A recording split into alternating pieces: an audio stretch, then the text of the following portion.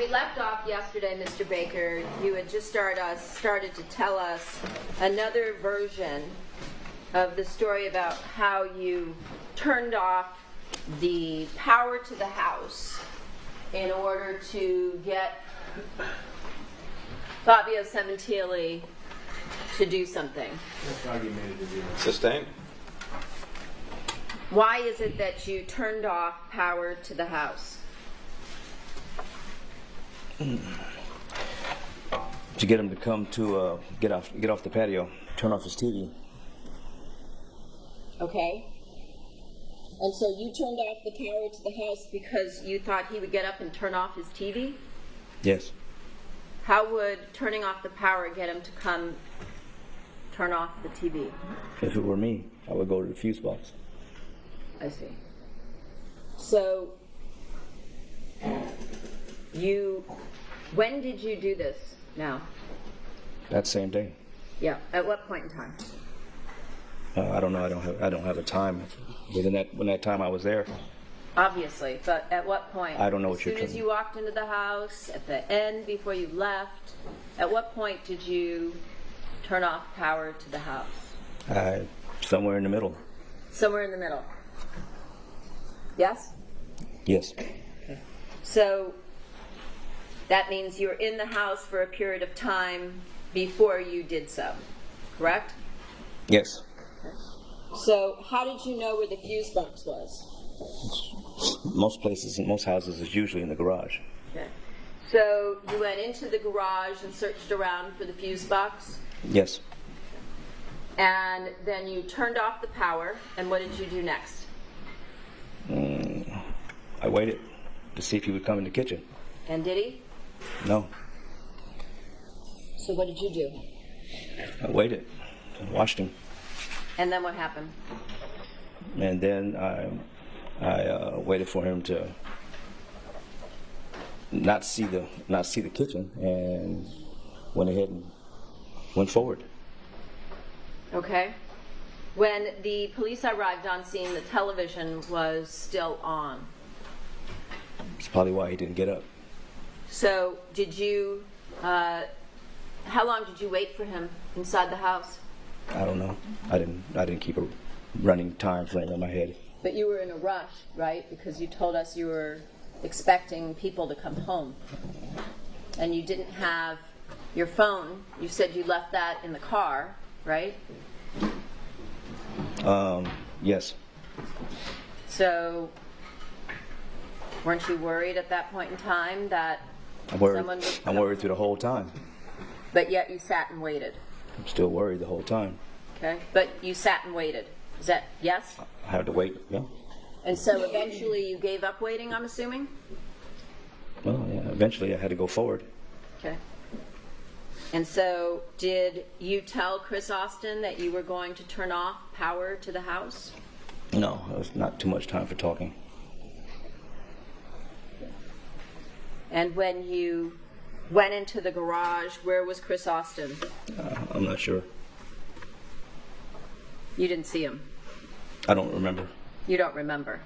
So he may have been with you. I don't remember. And after you turned off the power to the house, then were you watching Fabio from inside the kitchen? Yes. So he could have just turned his head and seen you through the glass at any time. Could have. But he didn't. Exactly. I'm sorry.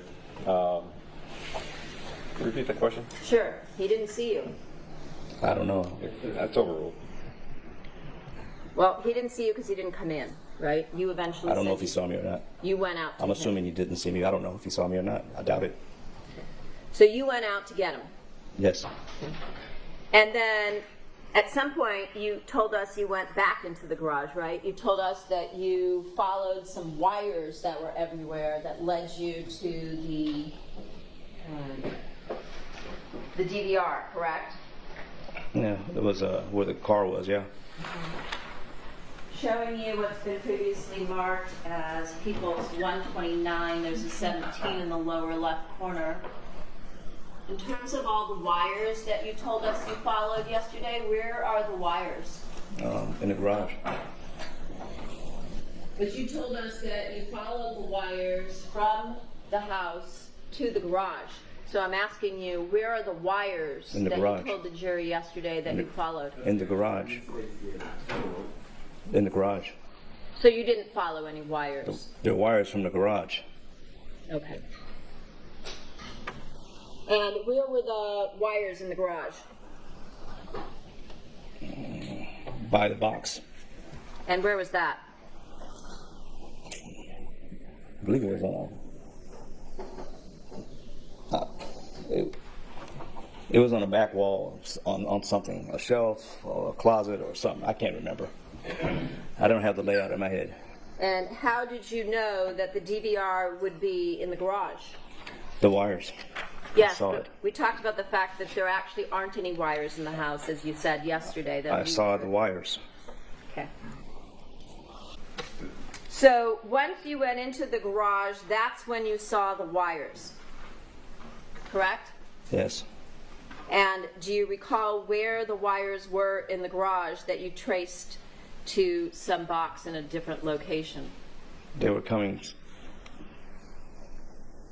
off the wall. Not from, they were laying on the wall or coming from the wall. They were just there. You could see them. Okay. And at some point before you left, did you also open the garage door in order to steal the Porsche and drive away? Yes. And how did you do that? I Given that pulled you the had turned off the power. emergency cord. Why didn't you just flip the power back on?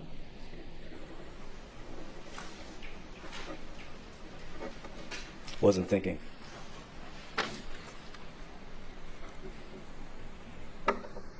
And so, did you tell Chris Austin to wait in the Porsche at some point in time? I don't remember offhand, but I'm sure something like that happened. I'm not sure. So how did Chris Austin know to get into the Porsche? I said I'm not sure. I know we wound up there. I don't remember all the conversation. There was a lot going on. I don't remember all that. Well, you remembered a few days ago when you testified on direct. Has anything happened between a few days ago? Regarding today? about Chris getting in the Porsche, I don't remember that either. You don't remember him getting in the Porsche? No, about being on direct and being asked about this. Okay. I'm not sure. So, somehow Chris got into the Porsche. Was he in the Porsche before or after you? I don't remember. So it could have been after you. I don't remember. All right. And then what did you do? I guess we got in the Porsche and left. Okay. Who drove? I did. Was that because Chris didn't know how to drive a stick? I don't know. You don't know. I don't know if he knows how to drive a stick or not. Okay. You wouldn't have asked him that ahead of time in your plan. I'm not thinking about all that in my plan. You're not thinking about I a wasn't. getaway in your plan? I wasn't thinking about who's driving what car in the plan. I know I'm driving and then I want to leave. What about in the plan? What was the plan on how you were going to leave? Were you always planning on taking the Porsche? No, I didn't know exactly at the moment. My plan was to go back and go down the same way we came, but time was running out. So which way did you go? Make a right and a right, then another right. I don't know the streets. I don't know the street names, so. Well, you said you lived in the valley. We went over that I don't know the yesterday. streets. So you made several rights. And where did that take you to? Eventually, it took us back to Ventura Boulevard. Wouldn't you have to go left to get back to Ventura Boulevard? Yes, at some point, there's a left somewhere. Okay. And then where'd you go? Behind Ventura Boulevard on the back street, and found the nearest empty spot there was and parked the car. An empty spot where? I don't know. You don't know where? No, I don't. I'm not driving back into the back streets like that. I just wanted to get rid of the car. Okay. And so what, you in a commercial area, a residential area, an industrial area? I guess it was industrial, not industrial. It was part of the businesses on Ventura. I'm guessing. Near any particular location that you recall? No, I don't. Stores or anything of that nature? I was from the back, so I didn't see any of that. So you had no idea where you were? I got an idea where I'm at, but I don't know where I was at. But at some point you had to go back to the car. And I had to backtrack the same way I came to find it because I didn't know exactly where I parked the car. So you went back to the house in order to backtrack? No, I went back to the car where I parked it. Okay. And the keys, did you get those keys out of the drawer that we see here on the screen where there's a drip of blood in the number 12? Is that where you got the keys from? I don't remember. I don't remember. I know it was from a counter somewhere. It was a counter involved. So you remember that? It was a counter. Not in the drawer. It was a counter. I don't know which counter it was. I can't remember. I just saw him sitting there. And at some point in time, did you also, before you left, do any cleaning up? I tried to. With what? Rags. Where'd you get rags? I believe it was sitting. I don't know. They were just rags. I can't do it with my hands, so I took something and tried to clean up with it. And where did you get the rags from as you were doing your cleaning remember. job? I really don't remember. Anything I saw available. So you found rags somewhere, Somewhere. and you started cleaning the house. I tried to clean what I could, not the whole, not the whole house, obviously. And what did you use to clean up? I was trying to look for Clorox and anything that was under the sink. And what did you use? Anything that was there. Did you tell Al Birdsong that you used apple cider vinegar? I don't remember that. Is that possible, since you've told us you don't remember a lot of things today? I don't remember a lot of things. It was almost 10 years ago. Okay. So would it be fair that you might have told Al that? I don't remember.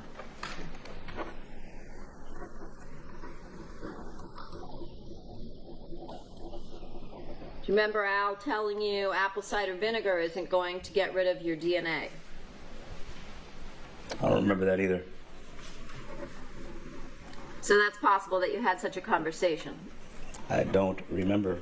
Do you remember, after you stayed at Lacheyne's for a few days, telling us that you went to Las Vegas to stay with Al? Yes.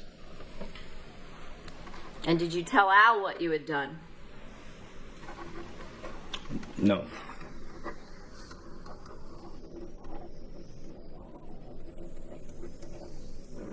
So if he had information regarding the murder that he said he got from you, he must have gotten it somewhere else?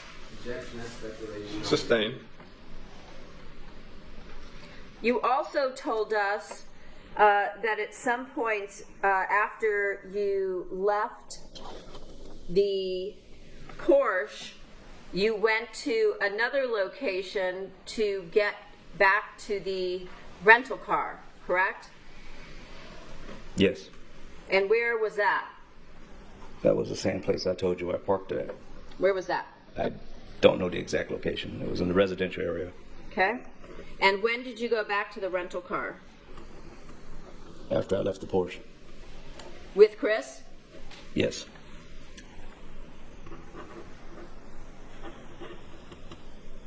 And once the two of you went back to the residential area and got into the rental vehicle, where'd you go from there?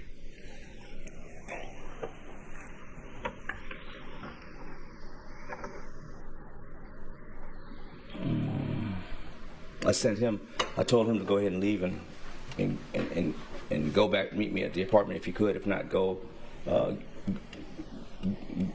I can't remember exactly. I think I told him to leave, to go to the airport, or just leave, just to get out of there.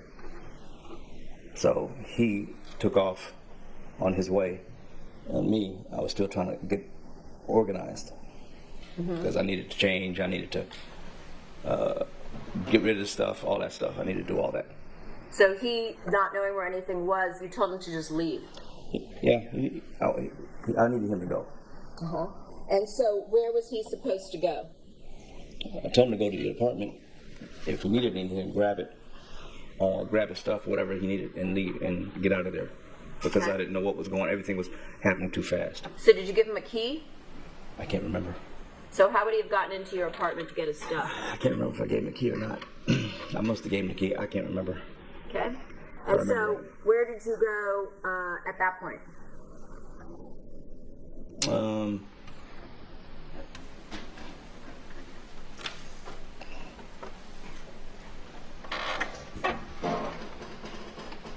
I think I tried to get rid of everything. So I Okay. went to the nearest bins to throw everything away. To So you throw- walked there or drove there? No, I walked. You walk now? Yeah, I walked. Okay. I'm still walking. I haven't moved the car yet. Okay. Okay. Then what? And then where'd you go? I got rid of the stuff in the bins, threw everything away. This is in this residential area. Yes. Threw everything away, got back in the car. I still hear sirens. I remember hearing sirens still. And I wanted to get out of there, but I just wanted to get out of there. So anyway, I got in the car and went towards the apartment. You went to the apartment. I was trying to get to the apartment. I was going to go that way. I really didn't know really where I was going to go, but I wanted to get to the apartment because I knew I had to get to work. That was in this crazy chaos going on. And So on the way, I saw Chris running. He was jogging. And I pulled over and I told him, just get in real quick. Just get in. I looked around real quick to make sure. I just looked around just to see if anything was going on, anyone's paying attention. You know, chaotic thinking at the time. And then what? And then what? And then he got in the car. And where'd you go from there?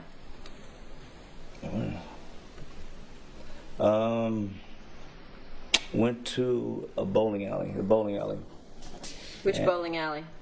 The one on Satakoy and I forget the street. Okay. What'd you do at the bowling alley? Changed, got rid of clothes. I Changed. thought you told us you threw everything away when you Threw it- walked to the bins. No, I didn't throw the clothes away. I see. I threw the items away. I see.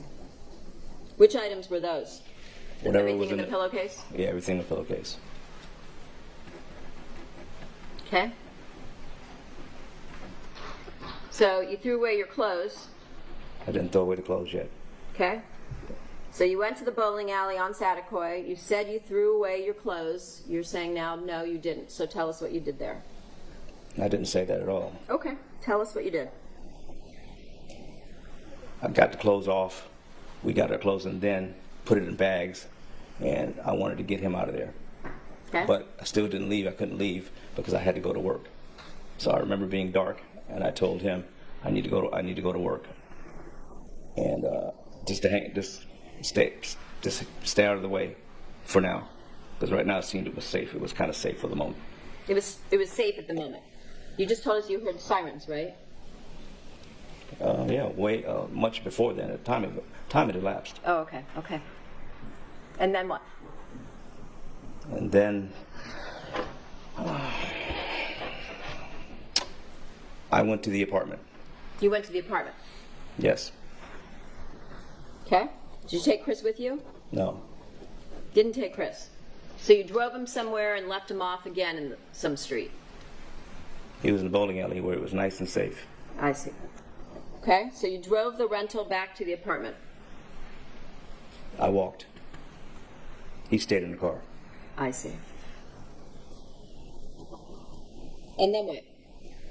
I went to the apartment. And where'd you go once you were at the apartment? What'd you do? I Did you went to go LA in? Fitness afterwards. Did you go inside? Yes. And what'd you do there? In the apartment, Yes. change clothes, go to work. I thought you told us you had clothes already in the car and that you changed yesterday. You told us you changed your clothes at the car. Change clothes again. I see. Okay. And then? Went to work. And what did you drive to work? No, the black truck. The one with the battery issue. The one that had the battery issue. Okay. And how long were you at LA Fitness? Short time. What does that mean? Short time. Not the usual 3 hours, 4 hours I stayed. An hour? 10 minutes? A short time. Don't know how long. No, I wasn't counting. Okay. And who saw you there? Who did you make contact with? Sheila, Ricky, Bagley, everybody saw me there. Okay. Sheila testified you weren't there until the 26th, so... You should check the footage. Okay, we did that. So Okay. you don't come back on the You screen. didn't see the black truck pull up? No. It's amazing. Yeah. I was there. Okay. And then where do you go? Eventually, I went back to the house. To the No, apartment? I didn't go back to the house. I didn't. I went to the bowling alley with the truck. Drove to the bowling alley. Parked the truck. Got Chris in the car. And Where was he? he was in the bowling alley. He was sitting in the bowling alley. No, he was sitting in the bowling alley parking lot. Got it. In the car where you left him. Yes. Got it. And then where'd you go? Then told him to get in. Or not exactly. Something about let's get in. Let's get you out of here. And no. I left the truck parked. I got to the car into the rental, and then I wanted to get him to the airport, get him out of there. So I took him to a bus stop close to the flyaway, and someplace where there was no where I thought there was no cameras to see us both together, just in case. And he got out, and that was it. Okay. So what time did you get to LA Fitness? I don't remember. It was before I'm supposed to start the league. Whatever time that was, probably 6:30, 6:30. maybe. I'm guessing, because I know you're Okay. going to try to hold me to it. And then how long were you allegedly at the league? Till when? 6:30 to what? 7, 7:30? As soon as I got Bagley to take over my league for me. Bob Bagley. Yes. Yeah. What time? I don't know. I wasn't keeping track. Probably around, I'm guessing 7, Okay. 7:15, 7:30 maybe. I'm guessing. As soon as he agreed to do it. Okay. So you're there for an hour or under. Roughly. Very roughly. And then you went back to the bowling alley. Yes. You told us that Austin told you that he got a stupid ass ticket, or that's what you said. Yeah, that's what he told me. And was that while you were at LA Fitness? Yes.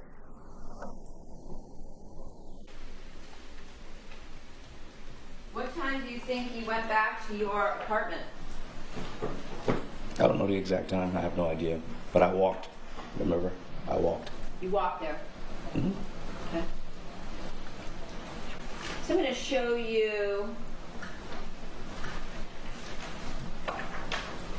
what's been marked previously as People's 158. It's a PowerPoint belonging to Cy Ray. And this particular page indicates that cellular data placed you at the Van Nuys Flyway at 6:30. You think that's probably right? I have no idea. It might be. It might be. You told us that you thought you were at LA Fitness from 6:30 to 7. I told you it was all guesswork. 7:30, and that you went actually to the gym early that day. Remember that? Told you 11 o'clock. That afternoon I went early, but not here. I don't know what time I told you before. I wasn't keeping track of the time like that. Okay. Well, you told us that you were kind of keeping track of the time because you wanted to make sure that you got To work. to the gym. Yeah, that's right? usually what time I get there. Around that time. Okay. And you see this, right? This mapping putting you near the Van Nuys Flyway at 6:30?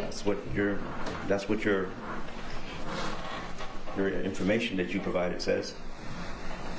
Showing you another page from Cy Ray, his PowerPoint on 158. This places you in the area near your home where Chris Austin got a ticket in close proximity to Austin at 5:45. So again, I must have been walking during that time frame. So at some point, you obviously had your phone on you, right? Yes. And you were actually, as we heard testimony, in close proximity to Chris at the time that he got his ticket. Remember that? Okay. I see it. Do you remember him getting a ticket? That's what he told me. He got a ticket. I didn't see the ticket, but he said he did. But you told us that you left him at a bowling alley on Satakoy, and then you left to go to LA Fitness, right? I left to go to my apartment. And then go LA to LA Fitness, Fitness. right? And then go to LA Fitness. Right. Right. So how would you explain that you're in the same vicinity as Christopher Austin at the time that he gets the ticket? I have no idea. I'm going down the road on foot, so I don't know where he's at. I left him in the bowling alley parking lot. Okay.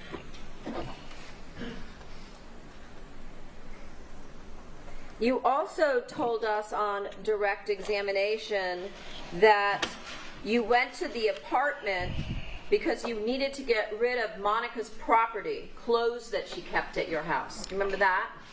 That was sometime during the night, yeah. Sometime during the night. Yeah. Was that before or after you let Austin off? I believe it was after. After. I believe it was after he left. And then your testimony on direct was that you knew they would look into her really hard. Do you remember testifying to that? Probably so. And who are they? You guys. Us guys. You. Okay. Me.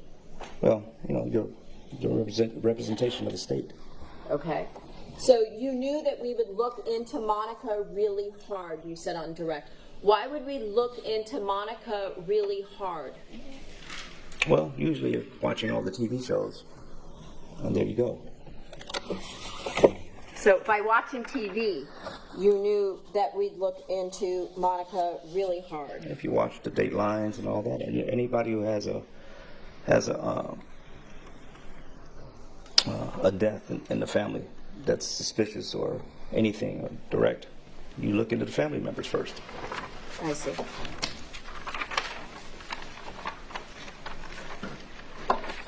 Now, you told us that you dumped everything in the pillowcase off in the bins. When you dropped Chris Austin off at the Van Nuys Flyaway, did you give him anything so that he could get back, given that his flight wasn't for that day, and that you expected him to be there, as you told us, for a few days, and you were just having him there while you were waiting for some random opportunity to come up? There's a question in there. I'm trying to figure out where it is. What's the question again? My question was, what did you give, if anything, to Chris Austin? I had pulled out money. I had money that I had from my little stash at the house. I pulled out some money, and I still had some coins in the pocket, or the gold coins in my pocket. I thought you said you put those in the pillowcase. No, I said I put those in my pocket. I see. In the envelope with the documents? Yes. So that all fit in there too? It's not that big. Okay. And so you then did what? Went into your pocket and gave him what? I actually didn't give it to him from there. I went to the house first. The house to get my gear and all that stuff. So when I came back, I had it on me. So I took the coins with me, and everything else was still. I think it was all with me. I'm not sure. I can't remember. But I remember taking the coins with me. Took some money with me. To LA Fitness? No, from my house. Well, you told us that from your house you changed and you went to LA Fitness. I'm trying to remember. So with those items, I had those items with me. The money and the coins with me. Again, I knew. To LA Fitness, right? I was at my house first. I wound up going to LA Fitness. And you said you took the coins with you, right? Yes. Okay. And so you had the coins with you at LA Fitness. No, I don't remember if I took them with me or left them in my truck. I can't remember if I did that or not. I may have left everything in the truck. Okay. Because I did get in the car to go there. So I'm not going to go in there with money with a lot of money in my pocket and gold coins. Safer to leave it in the car. Yes, for me it is. Right. The same car that you told us earlier was broken into when your laptop, your computer was stolen, right? This was 6 months later you're talking about. Uh-huh. So, yeah, it's not the same car. Okay. So you weren't driving the Ford Expedition. Bless you. Say again? You weren't driving the Ford Expedition Which day? that night. Because you're bouncing around, so I'm trying to keep up with you. That night, I was driving the Ford Expedition when I went from my apartment to the gym. Okay. So you leave the coins and the money in your car, in the parking lot in Woodland Hills, and then you go where? In LA Fitness. Okay. And when you came back, you then told us you drove back to the bowling alley, right, to meet up with Chris. Correct. And then he gets in your car, No, you get in his car. I leave the truck behind. You leave your truck there. Yes. Okay. At this area where the bowling alley is, on Saticoy. Yes. Okay. And then you drive or he drives? Drive from where? From the bowling alley I do. to, where do you go? To the bus stop. Directly. I'm pretty sure. No more other stops. I don't think so. Okay. And you give him money Yes. and you give him gold coins. Yes. How much money?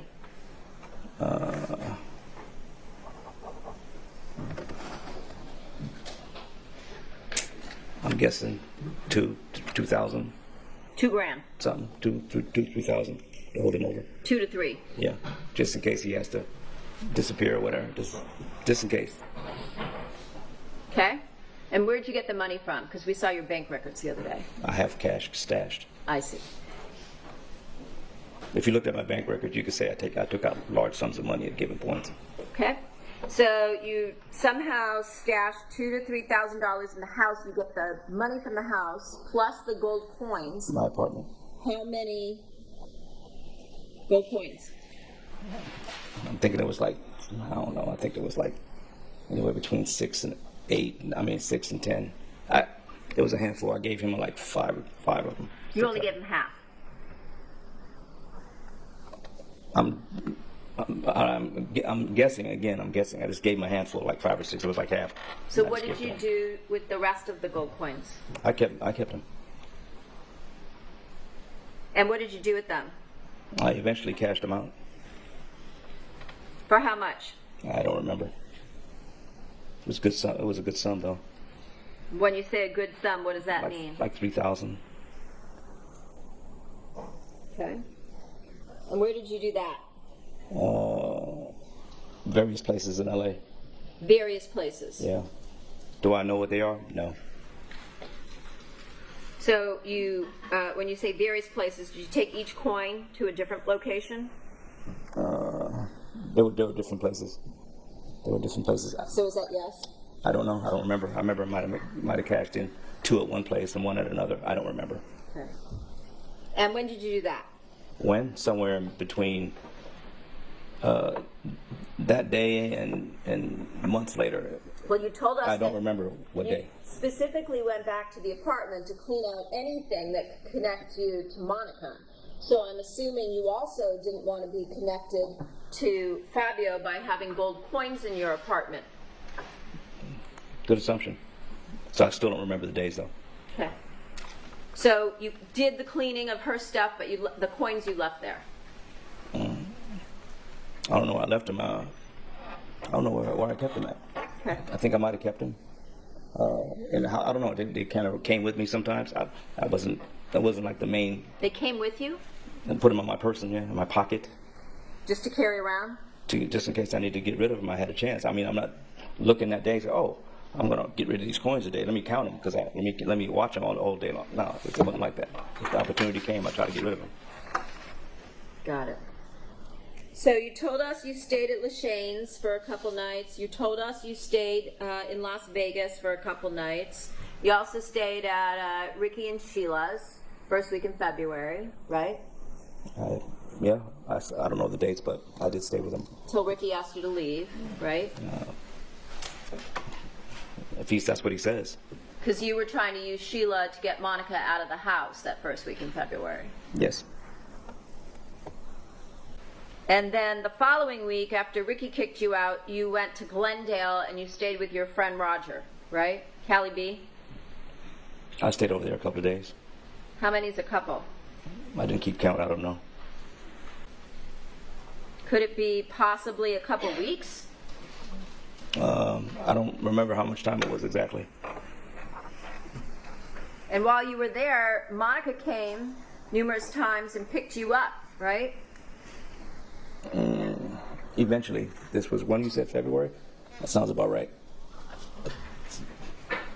She would pick you up in February and March, and the two of you would go out, right?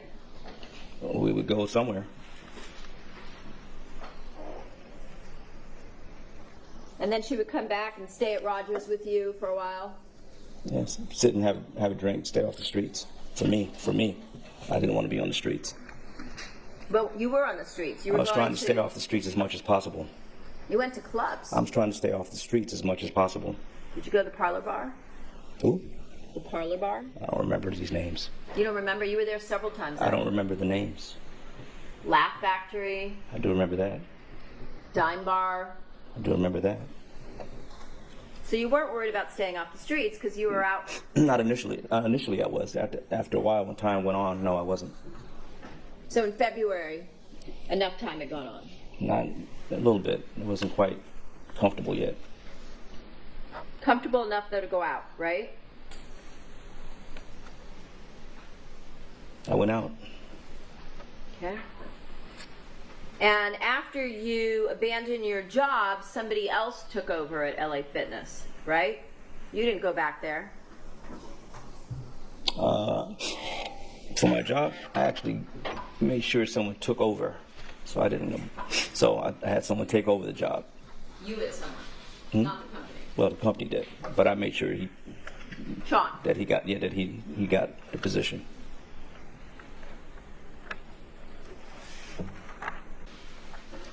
You also told us that at the house, Austin, after the murder, was in a bad way.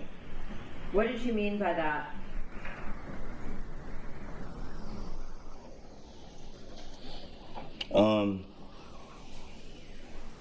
When he left to go to Alaska, I could tell he was still shaken up. So I could tell. That's what I mean by bad way. He was shaken up. I could tell by his voice, and just Appeared to you to be having a panic attack? he just wasn't his usual self. I could tell he was shaken up. He wasn't his usual self. So what did you do to help him after dragging him into I just this murder? talked to him. That's it. I can do nothing but talk to him from Alaska. So you talked to him from Alaska, or you did not? I talked to him while he was in Alaska. Okay. What did you say to him when you dropped him off at the I don't know. flyway? I don't keep verbatim conversation of the whole thing. I don't know. Well, he was freaking out. So what did you say to him? Whatever it took to calm him down. And how did you do that? Just say the right things. Just listen. Such as what? I have no idea. Depends. Well, we know what the circumstances are, so it doesn't depend. So what did you say? I don't remember because I don't remember the conversation directly. It's just something to calm him down, whatever it was. And at some point, did you tell Austin that he should get a burner phone after he already left Los Angeles? At some point I did. Okay. Do you remember how you did that? I think on the phone, using the phone. How about through a Facebook message? Oh, I don't remember. No? I said I think. I'm not sure. This is a long time ago.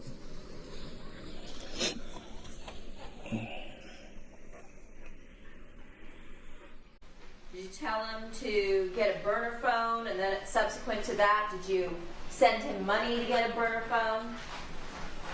No. No? I don't remember sending him any money. You don't? I don't remember sending him any money. Wait, you talking about after this or before?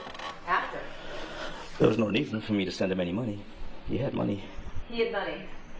Okay. Thought you told us that you gave him an ATM card previously, and that you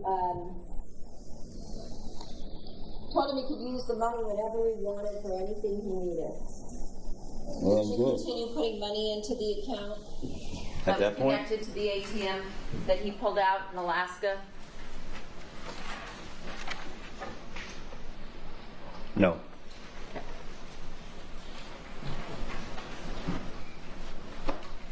Showing you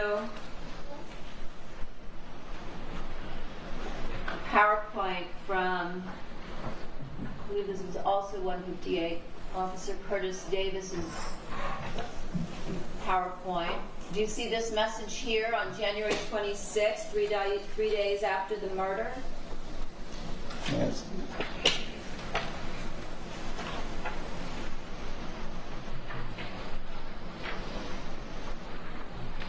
Let me see the part that says download WhatsApp on your phone. Okay, I see that. I see that. That's the app that you registered for at 11:40 at night after you dumped Viber, you and Monica both on the day of the murder you talked about. Remember that? I remember. That's the glitchy. I don't remember all those little details, but I'm sure you're going to tell me. Well, you can see it right here, right? I see what you're showing. I see what you're showing me. Yeah. Do you remember I don't remember sending any a of this. message to Chris, download WhatsApp? This is 10 years ago. I don't remember any of this stuff. And then, did you also remove Christopher Austin from your friends connection on Facebook that same day? I probably did. I probably did. The one here with the direction to download WhatsApp is page 159. Now I'm going to show you page 66 from that same PowerPoint from Officer Davis. Do you remember on that same date that you removed him at 1:52 in the morning? I probably did. I don't deny that. And why would you have done that? Cutting ties. And why would you have done that? Because the murder was done. So you were cutting ties with him because the murder was done. With him, yeah, well, just starting that process, yeah. Starting the process Cutting of- communication with normal routes, yeah. Okay, but you told us that when he came out to Los Angeles, not only did the two of you discuss the murder, but you also discussed the fact that you were starting a new business and you wanted to talk to him about that. Well, that was going to be put on hold based on what was going on right then. Well, you had planned to commit the murder. That was the whole point in having him come out. We And talked about that. We also talked about the business that was going to come later, too. Right. So you're not cutting ties with him. For the moment. I'm sorry? For the moment. For the moment. Yeah. And what was the purpose of that? To cut ties. For what purpose? To get distance for the moment. So you're cutting ties with him so that the two of you wouldn't be linked. Correct? Well, reduce it at least. Okay. Going to be linked regardless, but just reduce it as much as possible. And then the two of you began talking on a burner phone, Yes. right? Right. So there was still a link because you're still communicating. Now the two of you are just talking through two different burner phones. Not normal. Not a normal way to conversate. I see. What? Conversate. Conversating. Not a normal way to conversate. Okay.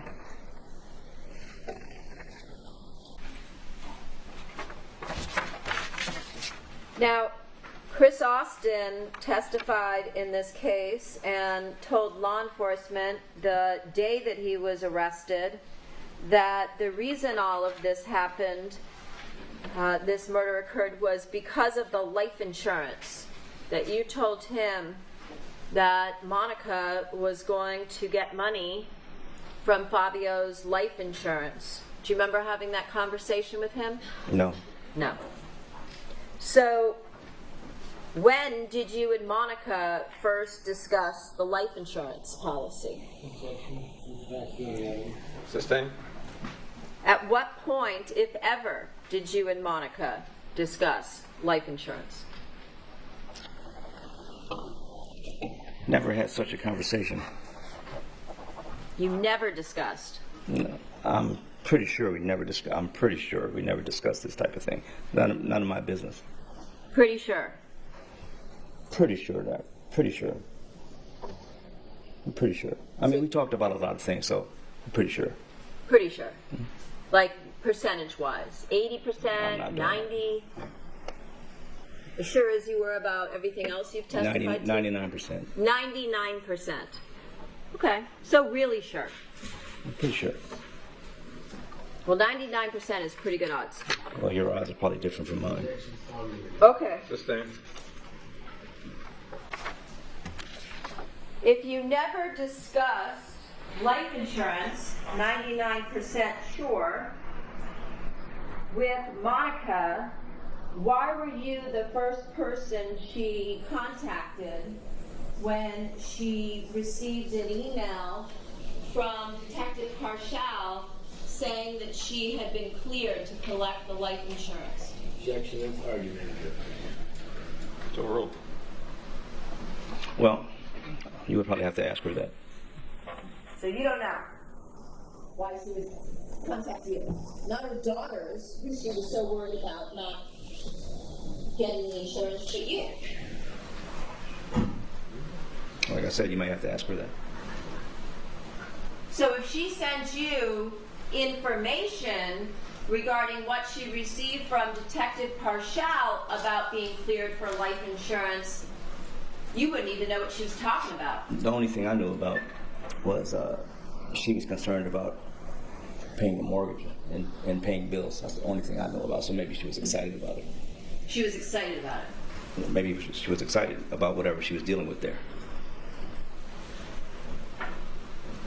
I've never seen this, so you could show me this all day. I've never seen this. Really?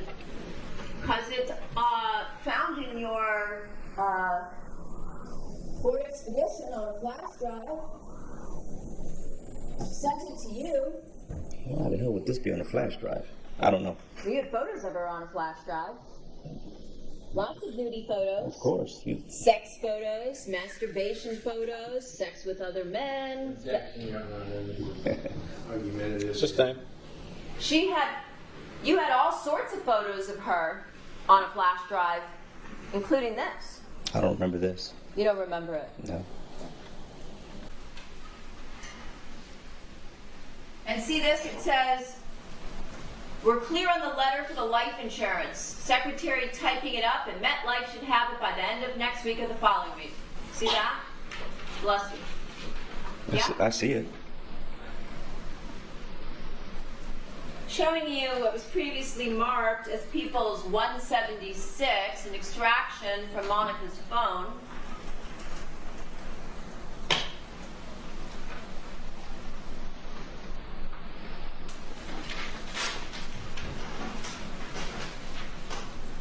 See the time here, 6:03, 6:17 when the, at the top of the screenshot, do you see that?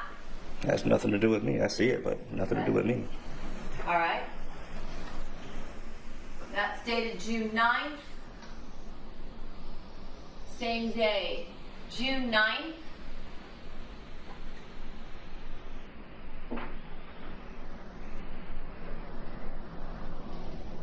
(3:13 p.m. UTC -7). She's in New York at the time, and she calls you, correct? I don't know. I guess. I don't know. I'm not. I hope you don't think I'm supposed to know all this off the top of my head. I really don't. See this number here? 374-1922, this 818 number, after your phone number? I see the numbers. See that as being Detective Parshall's number? And you need me to do this for you. I thought you have detectives to do this. Move to strike non-responsive. Stricken. Did you talk to her while she was in New York? Before she went to Toronto at the beginning of June? I talk to her all the time. So is that yes? I don't know. But I do talk to her all the time, so I can't say no. Okay. And did she call you while she was in New York What was the date? and Canada? What was June 9th. June 9th? June 9th? 3 o'clock here, 6 You said o'clock June New 9th? York. Yeah, Yes. if it was June, yes. Yes? If it was June, probably. Yeah, probably. If it was You true. also talked to her from Toronto, where she went after that, right? You knew she went there for a Lifetime Achievement Award that Fabio was getting, right? Chances are I did. Chances are.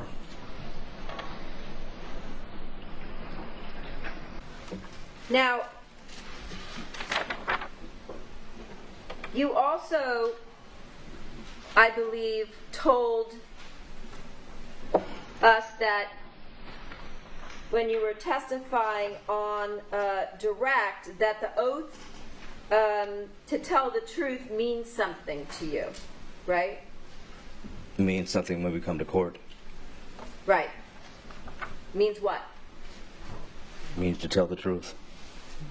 And that's what you've done over the last several days, right? The best that I could. The best that I could. But if you weren't telling the truth, there would be no consequence, right? Because you're already serving a sentence of life without parole, right?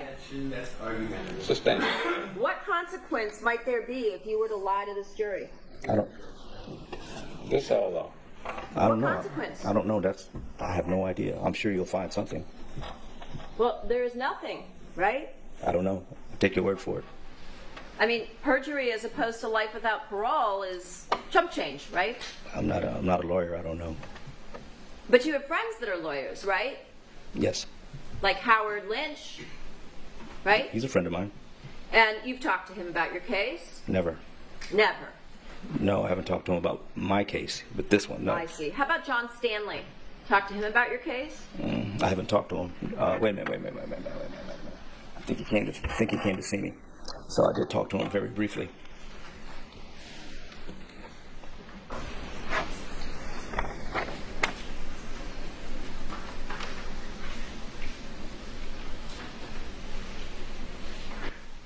I think you also told us that you, on direct, you made up the name Jaybird or JB when you talked to the defense as the person who you committed the murder of Fabio Sementili with. Do you remember that? Yes. And you said, you told the jury that you told the truth about Austin when you called your mom, and your mom said they were looking for JB, right? Yes.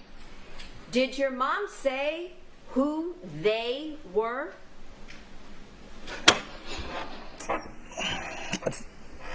I can't remember the exact conversation, but the only person she can get it from is the media.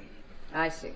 So you told the jury that the media was looking for JB. The only thing I just said was that JB was from my mother. She was from my mother, and because that's what we were talking about earlier, and the information had to come from the media. I see.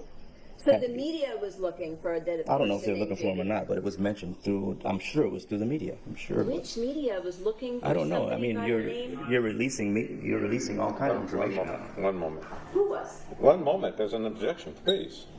Sustained. When you said your mother told you they were looking for JB, and you said the media was. No, I'm trying to remember the conversation. I'm telling you, I knew it was the media. You knew it was the media. It had to be. Okay. So somehow the media would be looking for a person by the name of JB. That was my thought. And which media would be looking for a person without a name? I don't know. The media, I don't know. I'm just saying I don't know. Would that be another story that you just made up? Why would I make that up? It has nothing to do with anything. Well, you told us that you told the defense the truth. So when did you tell them this story that Who's the them? media was looking for JB? Who is them? The defense. Oh, Action, that's some fact, not an evidence. Exactly. Thorough. When did you tell the defense that? whenever they came to see me. You told them that the media was looking for Oh, a no, guy no, no, no, named no. I never JD. told them that. No, I never told the defense I that see. ever. No. I see. Your questions are all over the place. Yeah. I can't keep up with it.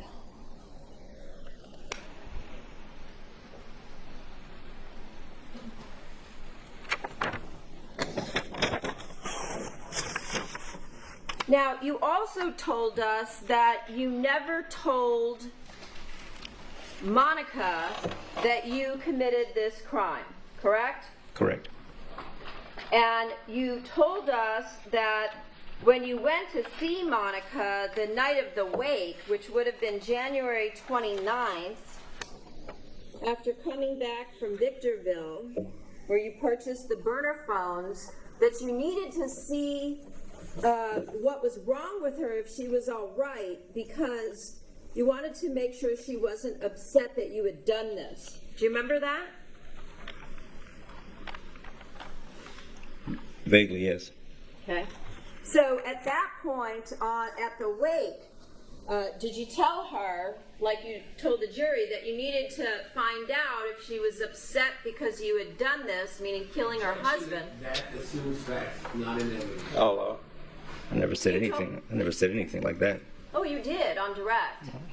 No. Okay. No. There's a question in there somewhere.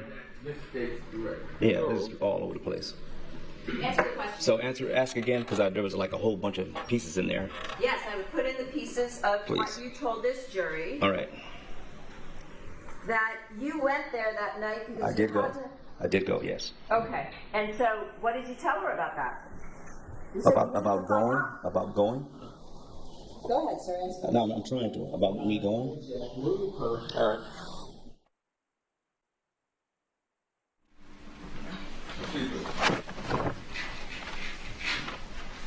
Go ahead. What did you tell her at the wake? That's what that day you're on the house for there. So,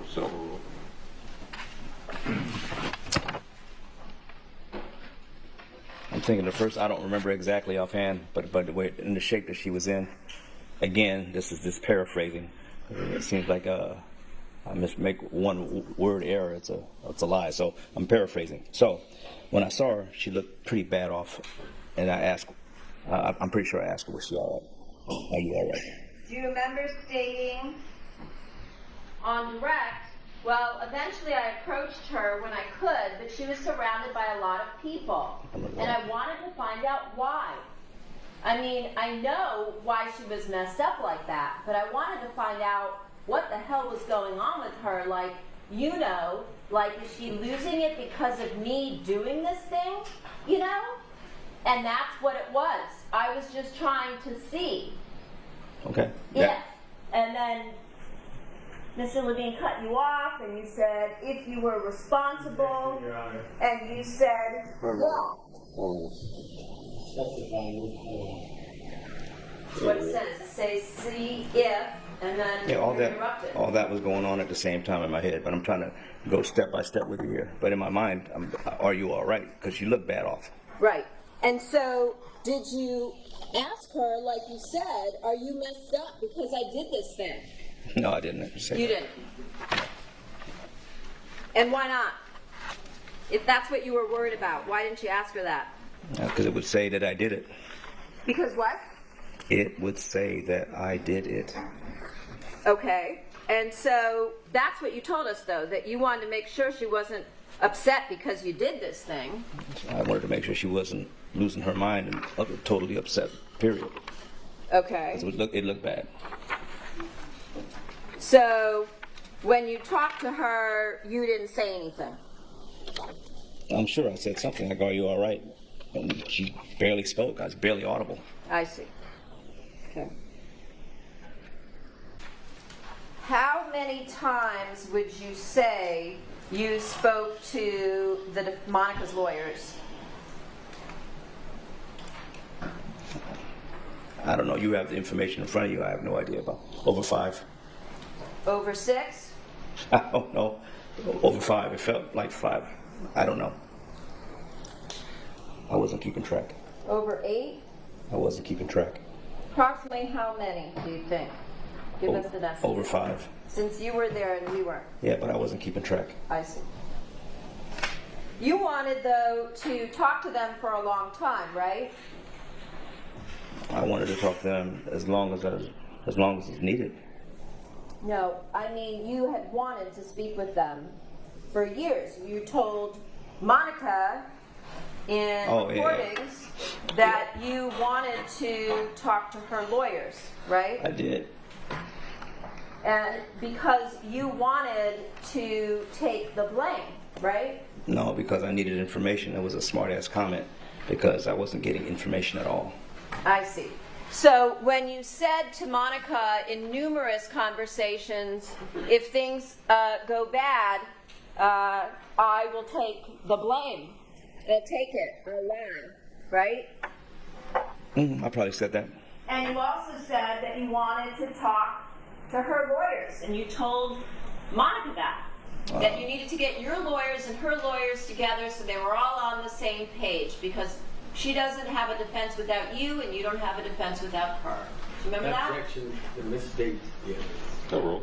Do you remember that? No, I don't.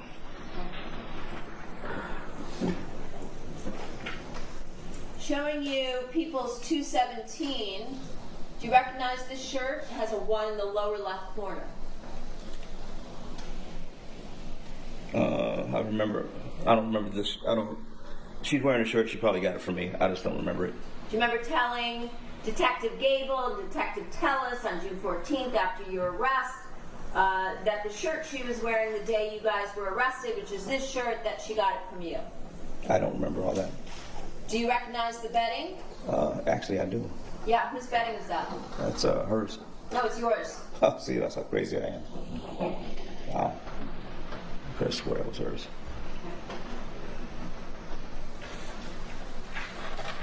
Looking at this photo taken June 13th on her way back from Toronto.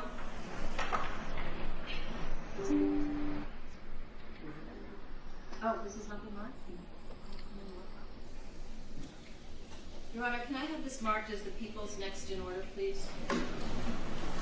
278? 279. Thank you. 279, there's a 6 in the lower left corner. And the June 13th. Is that the same shirt?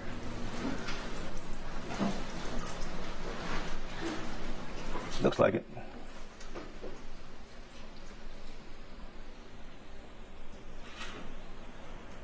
Do you recognize this photo? No. I'm looking hard too. No. No. She's wearing the same shirt, right? Shirt you gave her, right? Okay. I don't recognize the photo so far. Okay.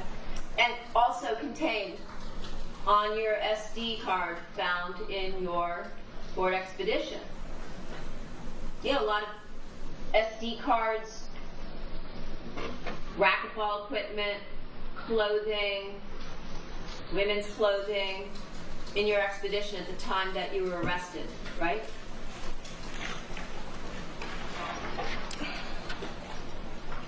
In my Expedition?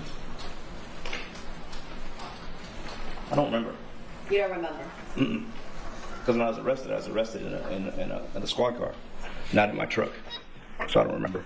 Yes, but you had things in your Expedition that was parked in the garage at your apartment. Okay. On the day you were arrested, right? I don't remember. I don't remember.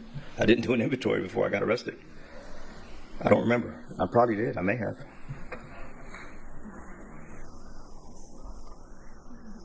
Do you remember telling Detective Gable and Detective Tellis, actually you asked them, hey, yeah, well you saw the shirt, didn't you, on her?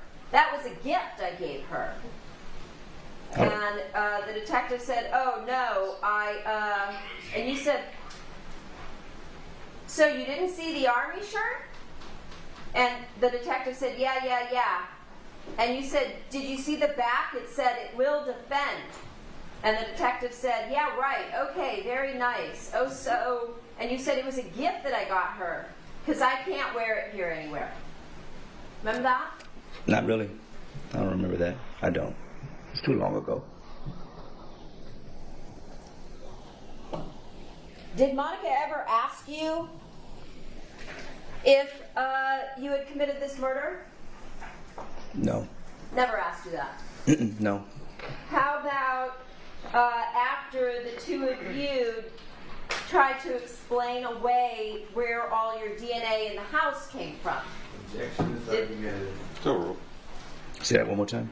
Sure. We heard you in an overhear talking to Monica a couple of different times, trying to explain away the DNA that was found of yours at the crime scene. Oh, not explain away, but those were the reasons. But Right. okay, You were saying it's just a few drops, right? that's what I was Said told. that's what she told them. It's just That's a what few I was drops. told. That's what I was told. So again, at any point in time, did she ask you, "Hey, did you murder my husband?" No, Never. And you still love her, right? That's why you're here. I love her. Of course, I still love her. Of course, Yeah. I do. And you hope that at some point the two of you will be together. It's never going to happen. Right? It's never going to happen. Okay. So you didn't talk about conjugal visits in the future or anything like that if she were to get out? I don't remember. I might have. Did maybe. you ever talk to her about the fact that if she got out, you wanted her to go home, but you needed her to support you and put money on your books and things of that nature? Do you ever have remember that that. kind of a conversation? I don't remember that conversation. So if that was recorded, it just would be that you didn't remember. I just don't remember. You're recording it. I don't remember. You told us, though, that you lied about Chris Austin's involvement because you wanted to protect him, right? Right. And you were much closer to Monica than you were to Chris Austin, right? Different types of relationships. Okay. So again, you do anything to protect her too, right? That's what you do. If I could. If I could. Do you remember telling Monica in a overhear from August 24th of 2017 that you will flat out lie for her and that you need to start stockpiling because you don't have support out there? And Monica told you, if I get out, you'll have my support. Do you remember that? At the time, she thought I was innocent. Yes. Council, we'll take a morning recess for 15 minutes. The admonition applies. The defendant is present. All counsel are present, jury, and also present. Mr. Baker, you're still under oath. People may continue.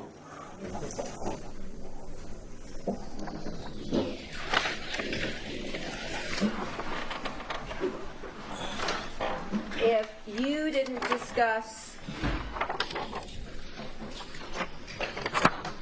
committing the murder of Fabio Sementili with Monica prior to the murder, how did you know that your plan might backfire? How did you know that your plan might do that? I mean, how did you account for that? Like, what if she, after the murder, decided she couldn't afford to live here and move back to Canada? Sorry, counsel. That is compound. Did you consider, if you're telling the jury that you didn't discuss your plan with Monica to kill Fabio, that after the murder, she might move back to Canada? She might have. So wouldn't you have been in a better position to continue the relationship where you could see her whenever pretty much Fabio was at work or traveling? I thought about it. And? Yeah, it could have went either way. So you told us that you thought by getting him out of the way that you would be able to have Monica all to yourself, right? True. But if she moved back to Canada, you wouldn't have her at all, Very right? true. That's also true. So then what was your plan? What was your plan B? There was no plan B. No plan B. No. So if she left, she left. Nothing I could do about it. I see.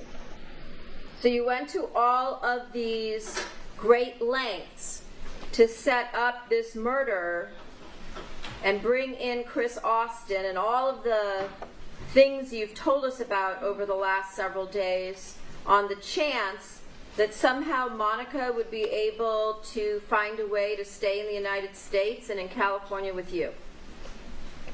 Well, I knew she was gonna. I knew that she definitely wanted to be in the United States because she was talking about the daughters staying in school.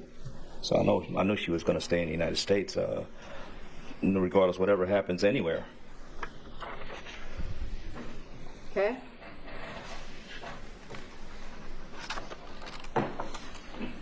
Do you recall, after your arrest, being placed into a cell that you talked about with Monica with a cellmate? Could have been. I don't remember. Do you remember telling your cellmate to be careful what he talked about because the cell contained cameras and recorders? Probably. I don't remember. Do you remember telling your cellmate everything that you say is being watched and recorded? We all think that way, yeah. You thought that. I don't remember saying it, but we all think that way. Okay. I'm just asking what you thought. I always think we're being recorded. Okay. And did you also tell your cellmate that you know how to work the system? I don't remember that. You don't remember that? No, I don't remember the cellmate. I've had a few cellmates, so you gotta help me out with that. Well, it was the date you were arrested, as I said on this case. Oh, okay, I got you. I don't remember that conversation. When you were talking to your cellmate, did you tell your cellmate that you don't know anything about this murder and that I have no idea why the motherfuckers think it's me? I don't remember saying it, but I probably would say something like that. Did you tell them some woman's dude got killed in a home invasion robbery or some shit? Again, I don't remember the conversation, but I probably would say something like that. Did you refer to Monica as your confidant and your friend? I don't remember. Does it sound like something you would say? I don't know. I don't remember. Okay. Do you remember saying, I'm trying to keep her cool. I'm trying to see how she feels. She's like a confidant, friend, you know? I don't remember the conversation. Okay. Did you tell your cellmate that law enforcement had the wrong motherfucker? I don't remember the conversation. Does that sound like you? Could have been. Do you remember telling your cellmate Fabio was a big-time celebrity exec? This motherfucker was high profile. He was big time. I don't remember that. Did you tell your cellmates, it ain't me? I know it ain't me. I don't remember the conversation. Okay.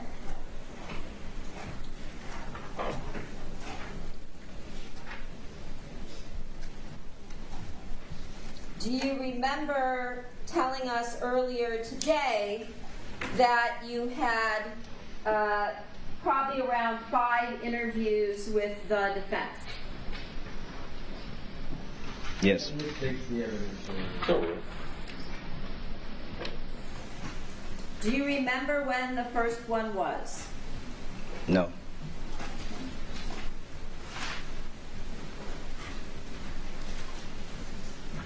Do you remember when the first one was in relation to your plea in this case, which was July 7th of 2023? I don't remember the exact dates. Okay. How about August 7th of 2023? Remember that? I don't remember dates. I don't log this stuff down. Okay. Do you remember that in the first interview, you talked about the letter that you wrote to Monica?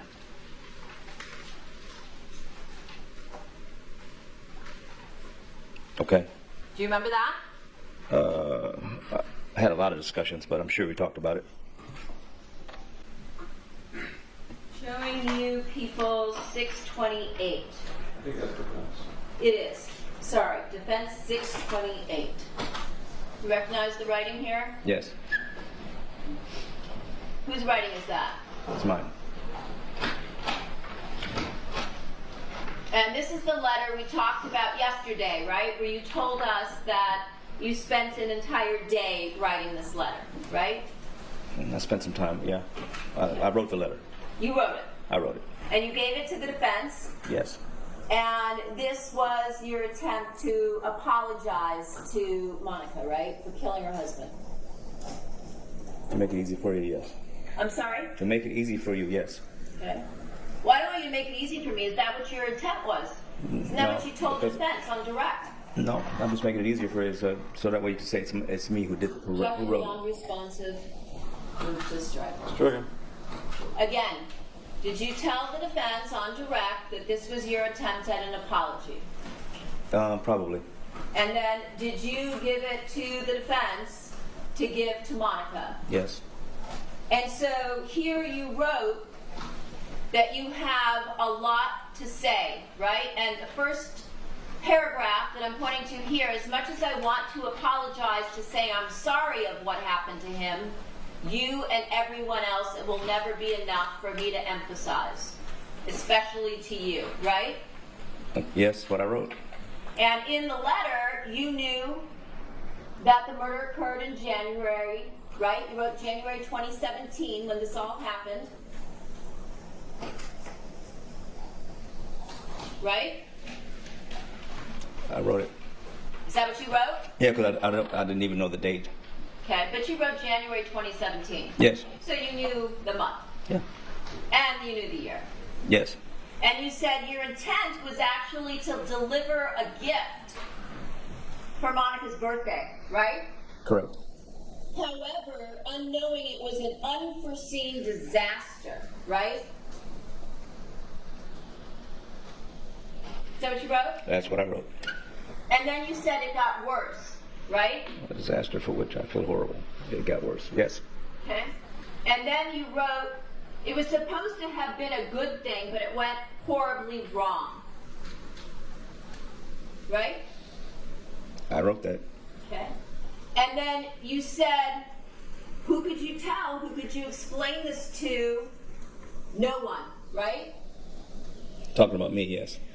And then you said the incident, meaning the murder, plummeted you into your own mental chaos, right? It did. And then you said, I am sincerely, deeply sorry, right? Correct.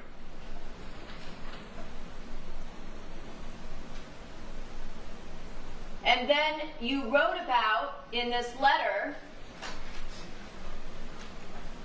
about how you and Monica did various niceties of dropping notes on our cars or places that was personal, right?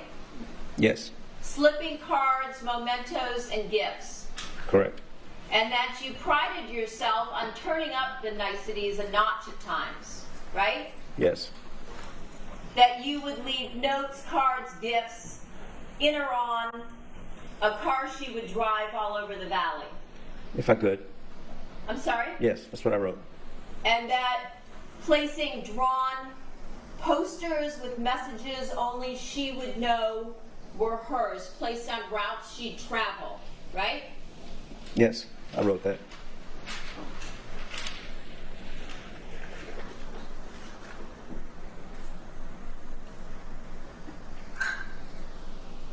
And then on the back of page 1, you wrote that I drop in on you in places. I think you wrote here, by accident. Just to let you know you're thought of, right? I wrote it. And you said to show you how special she is. Lunches, dinners, spa days, spoil you days, little shopping sprees, spontaneous little things, right? I wrote it. And then you started talking about her birthday in 2017, where you gave her a gift, right? I wrote it. Okay. And then you said that because she had commitments and couldn't really do a dinner or lunch to make it a sort of ceremony, that you had a grander gift of a necklace, ring, designer card, right? That you wanted to give her. I wrote that. And you said when I gave you that in passing gift, you hinted before all this happened that you had more gifts for her, right? I wrote that. And that you were going to find a way to make her birthday special, correct? I wrote that. And you said you were going to wait for an opportunity to give her the gift, I wrote that. right? I wrote all this. Yes. And then you said you needed to put them somewhere, these gifts that you bought for her, these additional presents, somewhere that she would find it, right? I wrote that. And that you had an idea.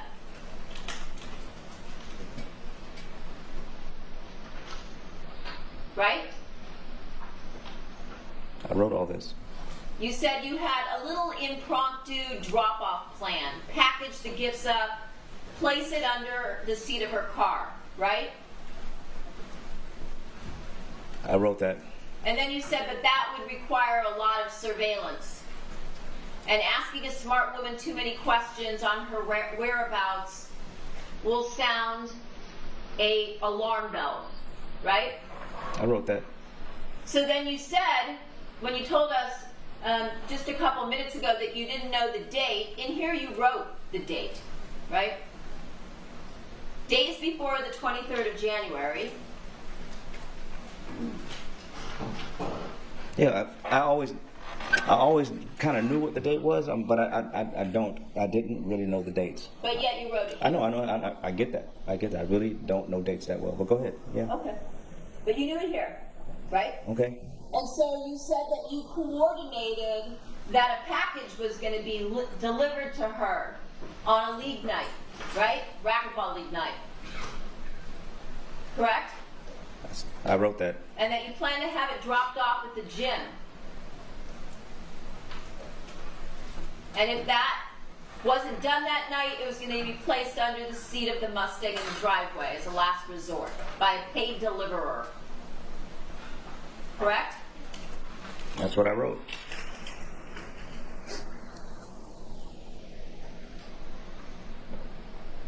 And then you wrote how it was difficult to accomplish this, right? That's what I wrote. The deliverer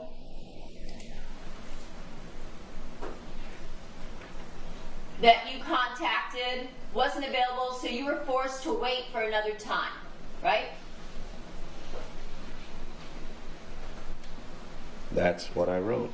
And you said the opportunity came up on the 23rd of January. Again, the date. That's what I wrote. And you said that instead of dropping it off on the windshield, you were going to bring it to her home, right? That's what I wrote. And you talked about how you met to play racquetball, that Monica mentioned she was barely able to squeeze racquetball in because her day was filled with busyness and errands, right? Says the opportunity presented itself, you and I met to play racquetball. Okay.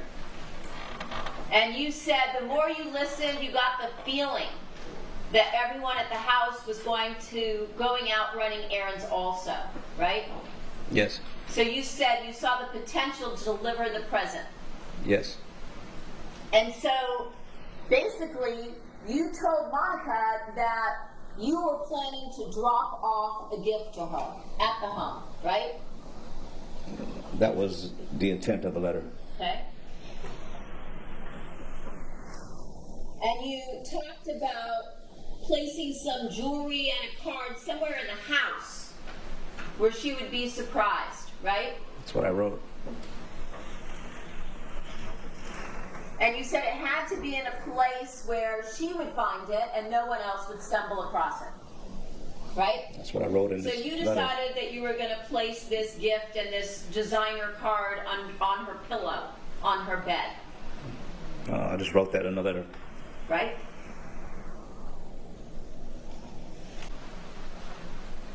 And your plan was to drop it off and then text her to check under her pillow, right? That's what I wrote.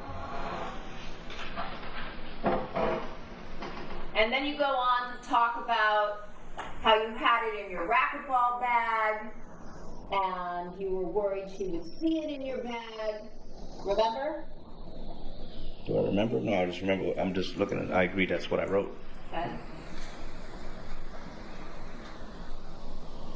And then you talked in length about how you had to rinse your hand off from this racquetball injury, and that she was trying to help you, that you made a mess with towels and water, right? That's what I wrote. When you were asked about it here, when I asked you about it yesterday, you talked about putting your hand in your mouth and then putting a Band-Aid over it, right? Eventually, yes. Okay. We just didn't go into detail, but I that's see. what we. That's what you. I only answer what you ask. I see. And then you said that Monica took a plastic bag from you with the towels home with her, right? That's what I put out. That's what I put on the letter. And your mind was already on getting the gift to her. So everything else was forgotten, right? So you weren't focused on your injury. This is just what I wrote for this letter. Yes. Yes, And I wrote you this. spent a lot of time, as we talked about yesterday, planning out what you were going to say, right? I just wrote it. I just Wrote it over the course of a day, right? I think so. And it's fairly lengthy, right? Front and back, as we talked about. Okay. Every single line, right? Okay. And so you said that even to drop off a gift, you decided it would be better if I had an extra set of eyes. Right? That's what I wrote. And you never used the name Fabio, just like in the overhears. Instead, you refer to him as him, right? I might have. I mean, I'm sure I do. I don't usually say his name. Right. And neither did Monica, right? The two of you only refer to him as he or him. I only speak for myself. Well, in the overhears with her, Yeah, that's on the you. two of you did not in 60 hours I ever just use speak. his name, right? I just speak for myself. Objection, move to strike, non-responsive. Stricken. And then you said it irked you to have him think he burns you on time, effort, and partial payment, right? What are you referring to? Oh, this is referring to the fictitious person. I see. Not, yeah, that's what that So meant. you went into some detail on how this fictitious person irked you. Yes. And then you said, shortly before the drop, your deliverer and you were going over the impromptu plan, which obviously isn't so impromptu, right? I wrote that. Okay. I wrote that. Your extra stuff, I don't know what you're talking about. And you said that it was going to be a very loose plan, right? That's what I wrote. Okay. And you said that you knew you were going to go towards the Ralphs in her area to figure out the easiest approach to drop it off, right? That's what I wrote. And that she texted you or called you and asked you what you were doing and where you were, That's what I wrote. right? That's what I wrote. And that she said that she was nearby and hoped to see you in a few minutes. That's what I wrote. Where you said that it was your usual see each other if we can, while we could, if time permitted, right? That's what I wrote on this paper. And then you said the two of you met up at the Target, right? So in this letter, you're talking about, again, on January 23rd, where you and Monica met up at the Target parking lot, right? I just wrote this on the paper. Yes, but you're referring to an actual event, right? I guess we were in the same parking lot together. Right, and you said you met briefly at the Target parking lot. See this? I see what I wrote. And you said that you were hoping that you wouldn't give anything away. This big surprise of this extra gift and this card, right? Whatever it is I wrote on this paper, I wrote it. Okay. And what you got from her was that everybody was out running errands or school, right? Whatever's on this paper, I wrote it. Okay. So at that point, in the parking lot, you're basically stating that Monica told you everybody was out, right? No, no, this is. No? I already knew this before. I knew this earlier during the day. But Period. you're talking about a conversation that happened at the parking lot, right? No, there's no conversation in the parking lot. This is earlier during the day of the information there. Yeah. You see right here where it says we met briefly at the Target park, and then on the next line, ing lot. That's what I wrote, but it doesn't mean we met and talked. I see. It doesn't say any of that. So you met at the Target parking lot, but you did not speak, right? No need to. No need to speak. No. You just get together and be silent. There was no get together. Got it. So you wrote this, right? I wrote the whole thing. Okay. And then you said all that you got from her was everyone was out running errands or school, right? And that she was going to go buy groceries or something, right? Well, apparently this is all fictitious, so it doesn't matter anyway. Objection, move to strike, Stricken. non-responsive. That's what you wrote here, right? I did write that. And then on the next page, you said your chat was very short. So it sounds like there was a conversation, right? Sounded like no one home, right? That's what's written on the paper.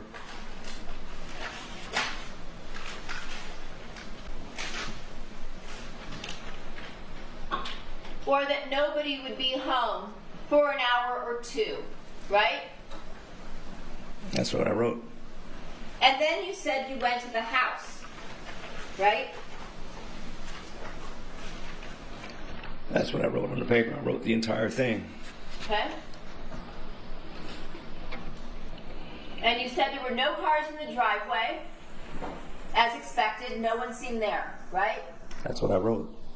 And then you said there was a guy with you to drop off the package, right? The gift and the card. You needed a guy to come with you to drop this off, right? That's what was written. And the guy with you was more nervous than you were, right? That was what's written on that paper. And then you wrote, it made everything seem slow. You testified in this case that everything seemed to go really fast, right? When you were at the house committing the crime. I testified to that. And then you said,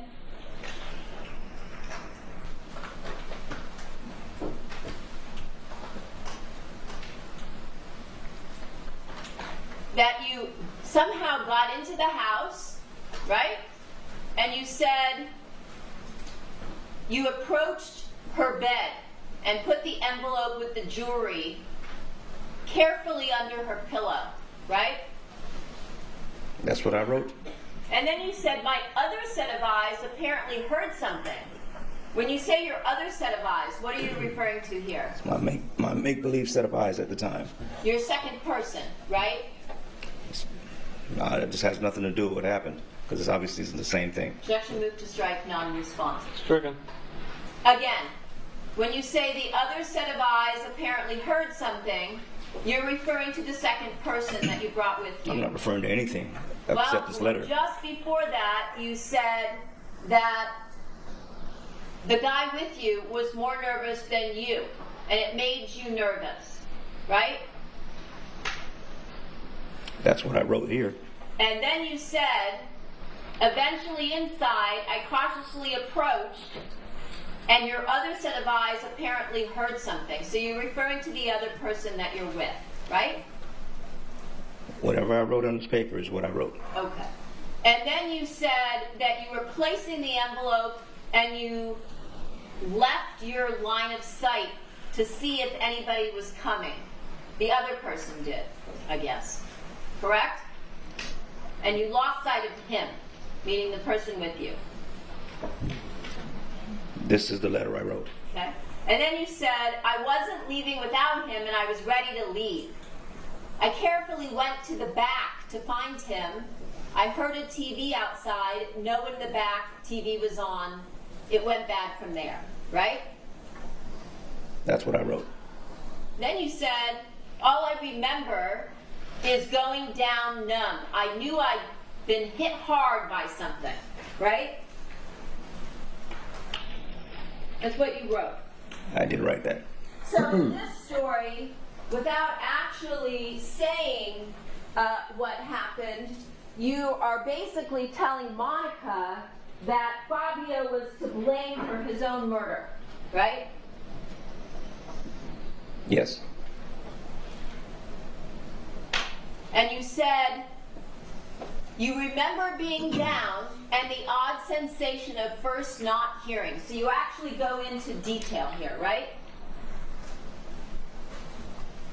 Right? I wrote this letter.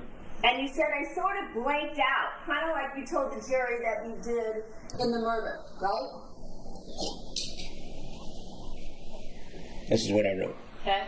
With fear, panic, and your last thought was, I'm going to be killed, right? That's what I wrote. So you grabbed what you could to defend yourself. In other words, you acted in self-defense in Fabio Cementili's home. Right? What you see here before you, I wrote. And that you let instinct take over, right? You weren't responsible for what you did it instinctually, right? Whatever you see in this letter, I wrote. Okay? And then you said you had been struck with something from behind, only catching a glimpse as I was down. So you never even say what you saw, right? I wrote this letter. And you said a guy that was standing over you was coming closer.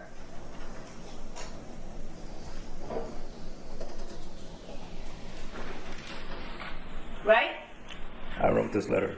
And you said one asked to protect one's family and home. Right? I did write this letter. And then, the next thing you know, I heard the voice of the guy I went to look for.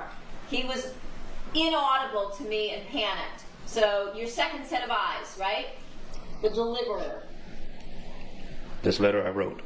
And at this point you said, when you woke up, you noticed you were in the kitchen, weak, tired, and shocked. Confused, right? Terrified.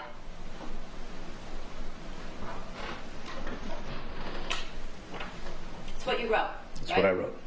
And you said you wanted to run, but you didn't know what to do, right?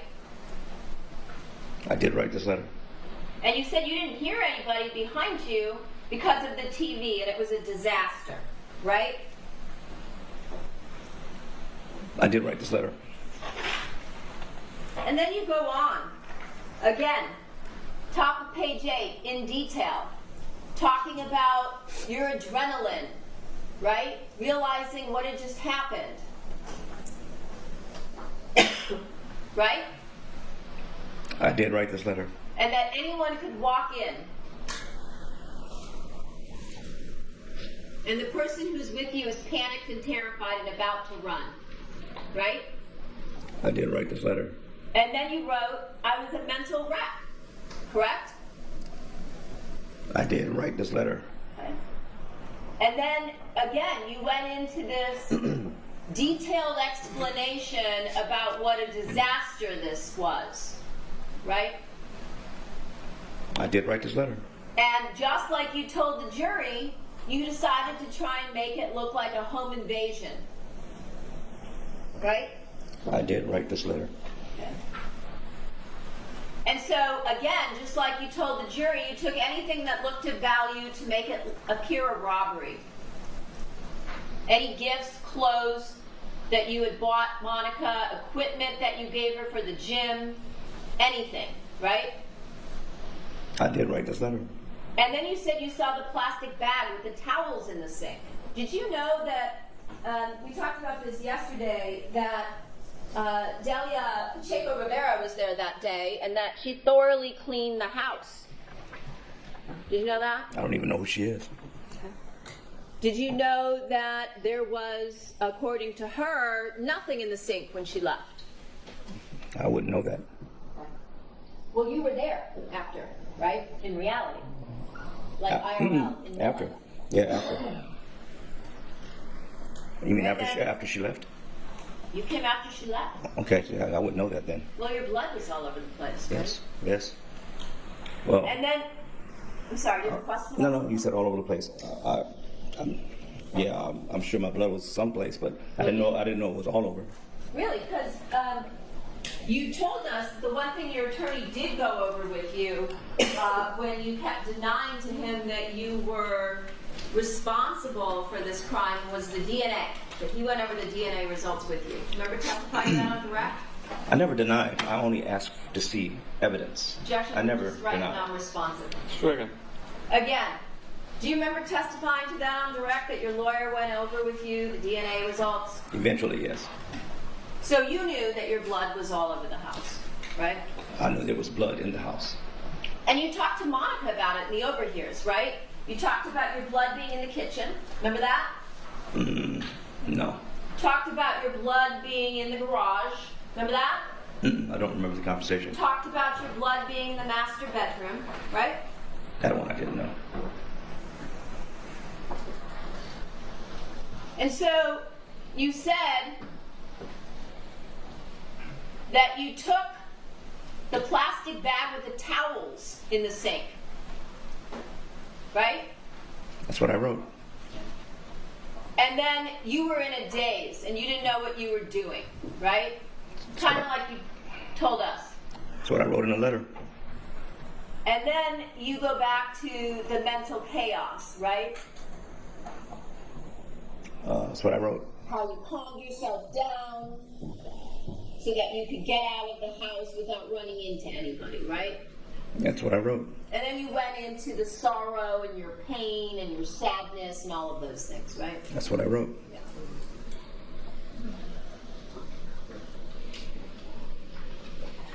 And you said you could barely keep it together, right? I did write this letter. And then you went on to talk about you, yourself, right? What a wreck you were. I wrote the letter. And you said that there was no way you could describe your inner pandemonium, right? I wrote the letter. Okay. And you talked about trying to be your best, your usual self, right? I wrote this letter.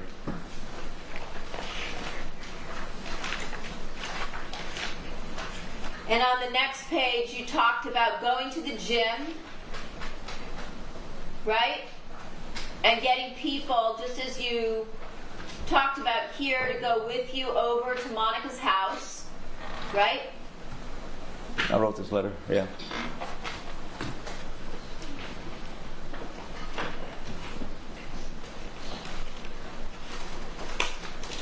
And you went on about your interactions with various people in some detail, right? Can we go back a little bit ahead of that? A little further ahead of that? I'm trying to remember all this. Okay, thank you. Thank you.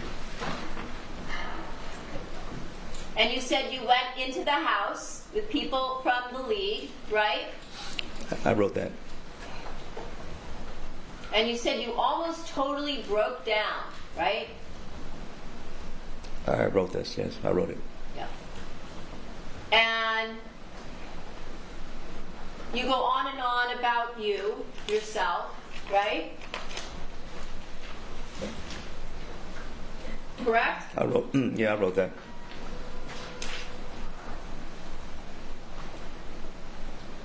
And again, on the next page, the back of the next page, you're again talking about yourself and your inner turmoil, right? I wrote that. And that eventually you got to feeling better, right? I wrote that. And again, you went on about your inner turmoil, and eventually you picked a place for you and Monica to get together, right? A busy place, and you said you met in a car, right? That's what I wrote. And you thought about telling her what had happened just because you tried to give her a present that she knew nothing about, right? That's what I wrote. And then you said, when you saw her, the beauty and the grief popped out, right? That's what I wrote. Okay. And then you went on about how you were trying to keep it together, right? Again, all about you, right? All about me. I wrote it. It's all about me. I wrote it. And you talked about cheering her up, right? Right? Right. I wrote the letter. And that you went from liking Monica very much to falling in love, right? That's what I wrote. Okay. And that you were happy, right? I said, I came to be happy. There you go. Came to be happy. That's Monica. You did. So that's what I wrote. Okay. And you talked about how the two of you went out, did things, and started enjoying your life, right? That's what I wrote. I did write this.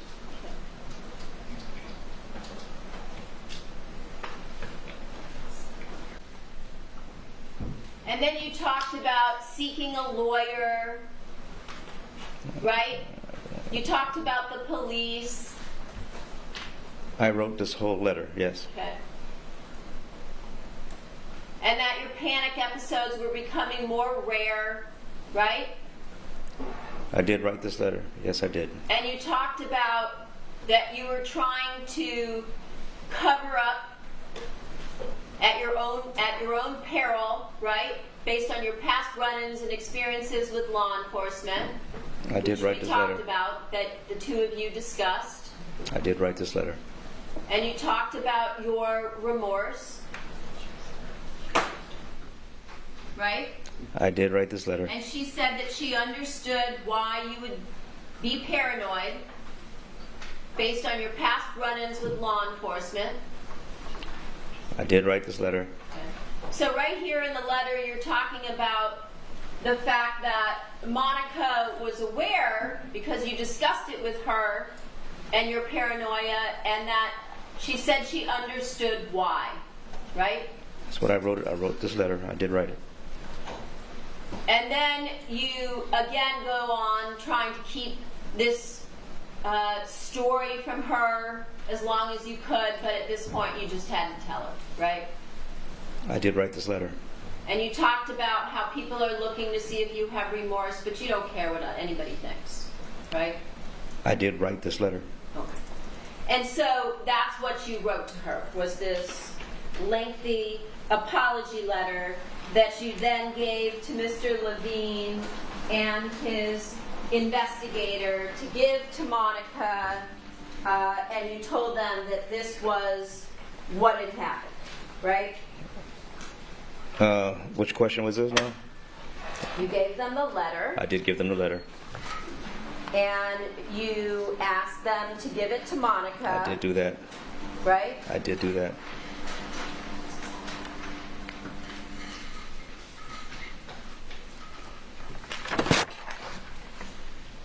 So you went into, as we saw quite a bit of detail, right, in this letter, this apology letter. I just wrote the letter. So you're saying you did not? I did write the letter. And as we've just looked at, it's numerous pages long, right? It is. And you talked about the fact that you agreed that the letter was ridiculous, and I think you said it was trash. That was the word you used on direct, right? Yes. So in other words, this very long, detailed letter that you gave to the defense to give to Monica was full of lies. Legally, it was trash. Legally. Yeah, It's a I mean, legal term. Yeah, I mean, it was not sworn to. It's just trash. Everything is Got it. trash without being Just sworn trash. to. Okay. So what you asked them to give to Monica expressing your apology was basically pages and pages and pages of lies. From a legal standpoint, yes. I'm sorry? From the legal standpoint, yes. Did you go to law school at some point? Never went to law school. Oh. So you just, when you say from a legal standpoint, what is that based on? Classes. I went to a couple of classes. Yeah. Went to a couple of classes. Uh-huh. Where'd you take your classes? In Central Texas College.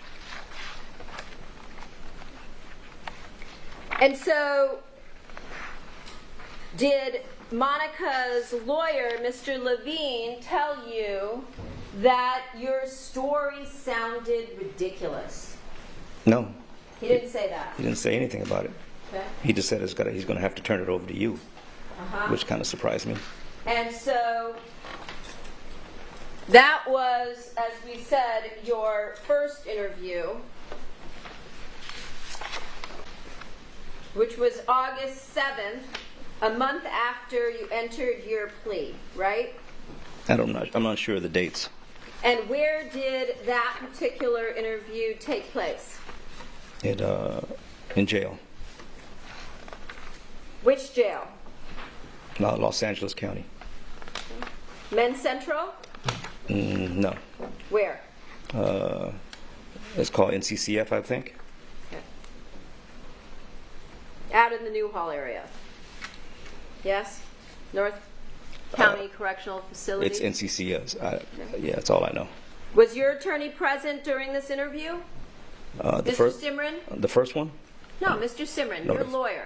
Was he there for the first or second one or what? Your Honor, that seems facts, not an evidence of that. Overruled.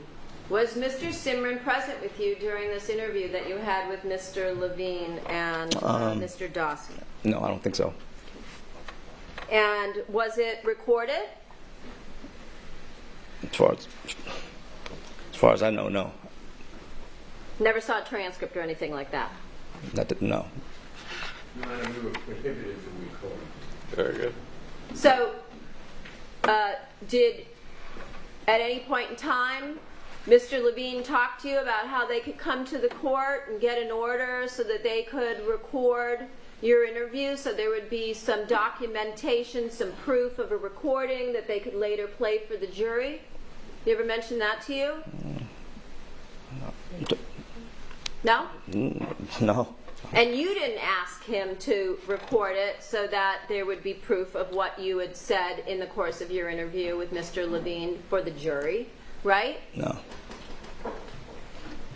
And so, after that date, did you then have yet another interview with Mr. Levine and Mr. Dawson? I had a few of them, so I don't remember exactly how many and what dates. I don't have all that info in front of me. Okay. Do you remember having an interview with Mr. Levine again and Mr. Dawson in custody on February 12th of 2024? I don't remember the dates. Okay. If I were to tell you that you had an interview on February 12th of 2024, does that refresh your recollection? I don't remember the dates, but I remember having interviews. Okay. How about February 8th? Did you have an interview on February 8th? I do not remember the dates. At any point in time, were you given a recording to review or a transcript from that February interview? Objection, asked and answered. Overruled. There were, I don't know what dates were when, but there were times where I was asked to listen to certain portions of something and asked, what does this mean? And I can't even remember what it was. I'm not asking you about the fact that they played various items of evidence for you. I don't know if it's I'm evidence or not. asking you whether your interview at the beginning of February with Mr. Levine was recorded. No, I don't remember ever being recorded. Okay. At any point in time, were you provided with a report to review or notes regarding your February interviews? I'm always looking at little stuff, but I don't remember specifically what it was. Again, were you provided with any notes or report to review of your interviews that took place with Mr. Levine and his investigator? I don't recall what kind of notes and paperwork it was, so I can't say exactly what it was. Well, were you ever shown this report dated February 12th?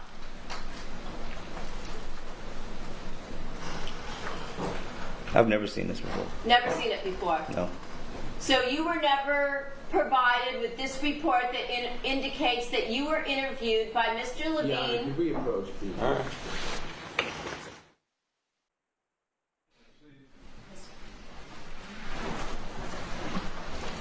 Again, you've never been shown this report before, correct? This document? No, I've never seen this document. You see here that it indicates, as you mentioned, that you were interviewed at Your Honor, could NCCF. I ask who wrote on that report?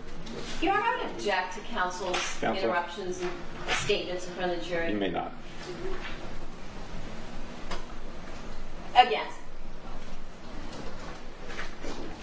Just as you said, you were interviewed at NCCF on 4 different days. Do you see that? That's what it says. We talked about August 7th being the date where you handed over the apology letter, right? I see what it says here. You were interviewed September 12th, right, of 2023. I agree. That's on this paper. December 6th of 2023. That's what it says. And February 8th of 2024, right? That's what it says on this paper. And here it indicates that on August 7th,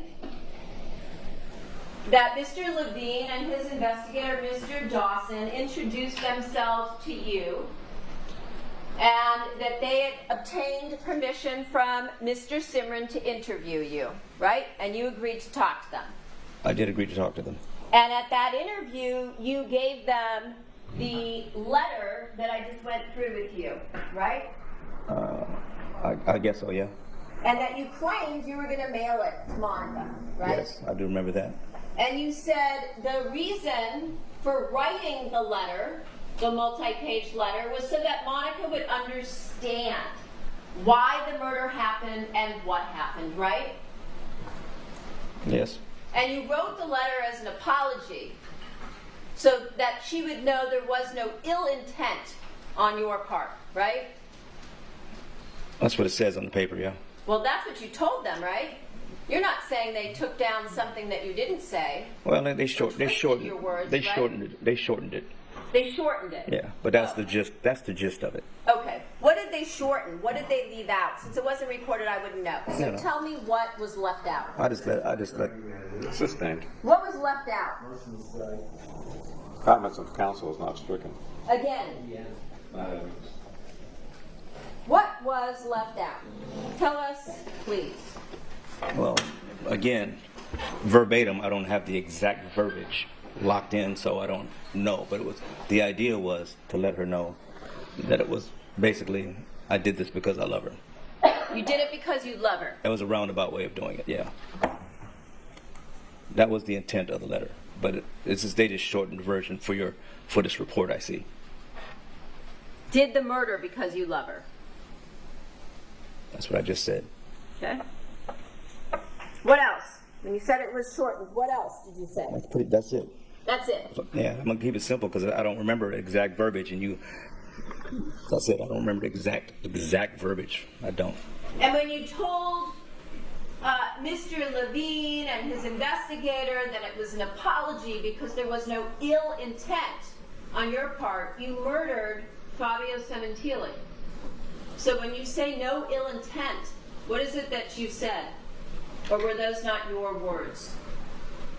They just shortened it to a report. I see. That's what I can see right here. Again, Again, what? move to strike, non-responsive. Stricken. You said to Mr. Levine and his investigator that the multi-page letter was meant as an apology, right? That's what I said. And that there was no ill intent on your part, correct? That's what it says here. Well, my question again is that what you told them? I don't remember if I said it exactly like that. If there was a recording, would that help you remember? Objection, Your Honor, that's been asked and answered. There is no. Sustained. There's no recording. So this is all we have. So if you said, I'm sorry? Motion to strike, that's it. Well, there's nothing to strike, but it is inappropriate. again, if you said there was no ill intent on your part, is that what's written here? Or did you say something different than that? I don't remember exactly verbatim what was said. Do you remember saying something like that? About there was no ill intent. Yes. That was the gist of the letter. The gist of the letter was that you had no intent. I'm just answering your question. Is that what you're saying? That was the intent of the letter. Okay. Did you tell Mr. Levine and his investigator that Monica was always going to deny your affair? Early on, yes. Oh no, did I tell him that? I think I did. And did you tell them it was because she didn't want to look bad in the eyes of her family? I believe I said that. And in the lockup, we also heard a conversation, actually a few conversations between you and Monica talking about that her family might disown her. Remember having that kind of a conversation? Not really. You don't remember that part. No. And then, at that point, did you give a different story of what happened when you murdered Fabio Cementili? I gave a different story on this one, on the letter, so yeah, it was a different story. Okay. So that would be version 2, right? I don't know what versions you're talking about, but Well, there's the first different version versions. was the letter, right? Okay. So you gave them a second version, right? I gave them a second version. Second story, right? Okay. You remember that? Not really, but I'm sure I did. Okay. And you said that in your interview with Mr. Levine that your lawyer went over the DNA results with you, just like we talked about here, right? Certain aspects of it, yes. Well, he gave you the results, What does that mean? where your DNA was found in the house. Okay, yes. Do you remember that? That part, yes. Okay. And then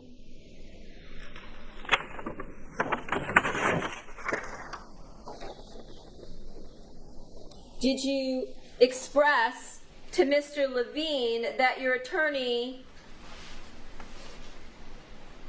didn't show you the bulk of the evidence? Yes.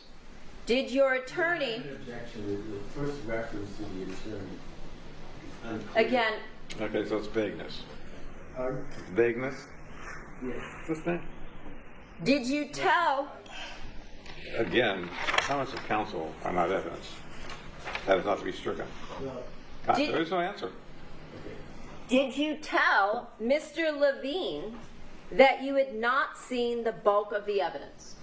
Yes. Did your attorney, Mr. Simran, speak to you every time you came to court? Speak to me? Yes. Like hello? Yes. About the case.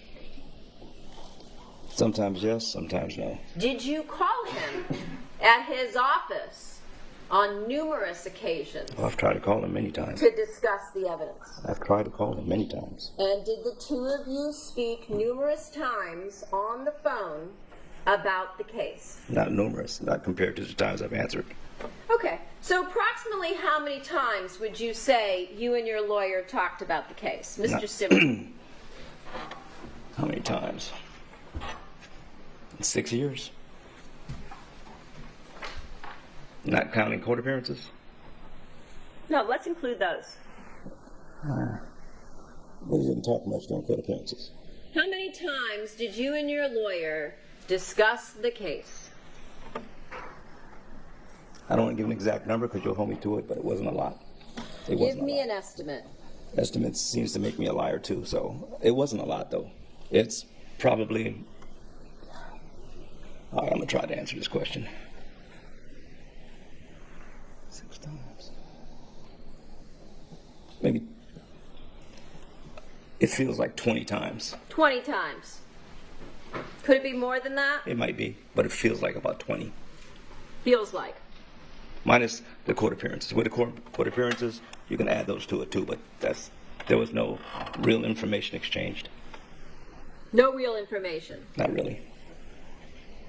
Well, based on the no real information, you decided that you might as well enter a plea in this case because you believe that you would be convicted, correct? Yes.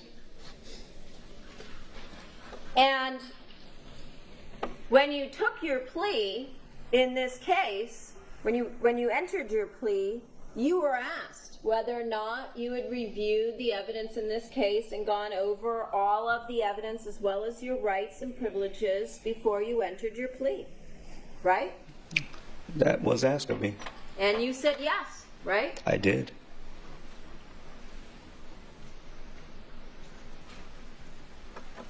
Council may interrupt at this time. Let's take a lunch recess until 1:30. The admonition applies. You don't discuss this case among yourselves or with anyone else, or form or express any opinion until the cause is finally submitted to you. See you at 1:30. When we broke for lunch, we were talking about a series of interviews that you had with the defense on August 7th of 2023, September 12th of 2023, December 6th of 2023, and February 8th of 2024. Do you recall that? Yes. During these interviews, did you tell Mr. Levine and his investigator that prior to the murder, you were at the house, the Cementilli home, several times, especially when Fabio was away on business? Yes. On February 8th, it appears that you were showing crime scene photos. Do you recall that? I don't remember the date, but I remember seeing the photos. So you were shown crime scene photos, correct? A few of them. Of only a few. Yeah, a couple of them. A couple now. Which is it? A couple or a few? Maybe 2. I'm guessing. 2. It wasn't that many. So you weren't shown the full set. I don't even know what a full set is. Okay. But in your, in what you remember today, in your memory, it was a few or a couple, maybe 2 or 3. Is that what you've testified to here Maybe today? maybe 2. Maybe 2. Okay. And during that same interview on February 8th of 2024, did you tell Mr. Levine and his investigator that the letter that you wrote to Monica contained falsehoods? I can't remember what day it was exactly, but I remember telling him that it was false. It was a lot of inaccuracies and a lot of lies in it. I don't know what day it was. Okay. Did you also tell them that on the day of the murder that you knew Fabio was going to be there alone? I can't remember that.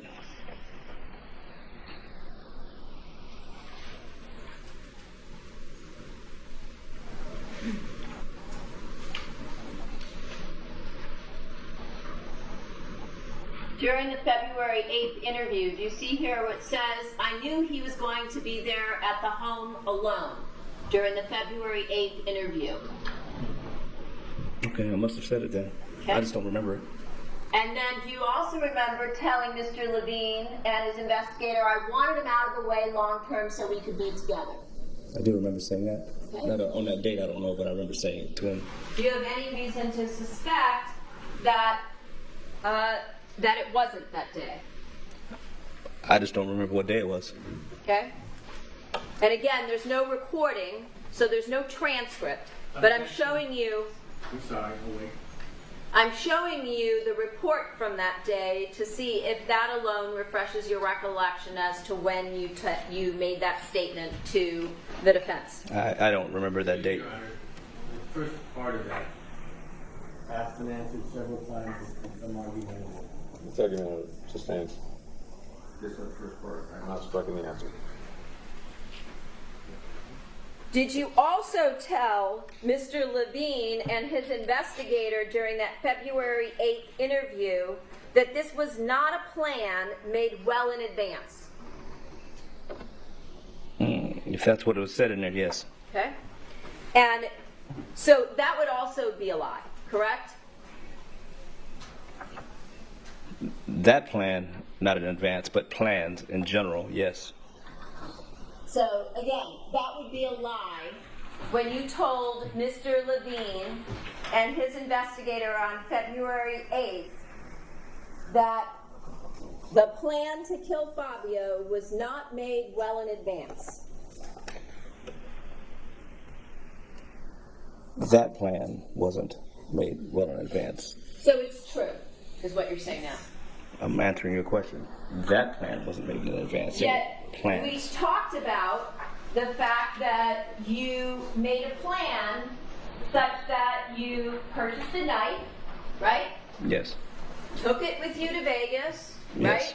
Made arrangements for Chris Austin to come with you, Yes. drove to Vegas, Yes. and discussed the plan. It was just to see if he would go along with it, the Vegas plan. But again, that was the same plan, right? You were going to kill Fabio Cementili using a knife, right? It's the same plan.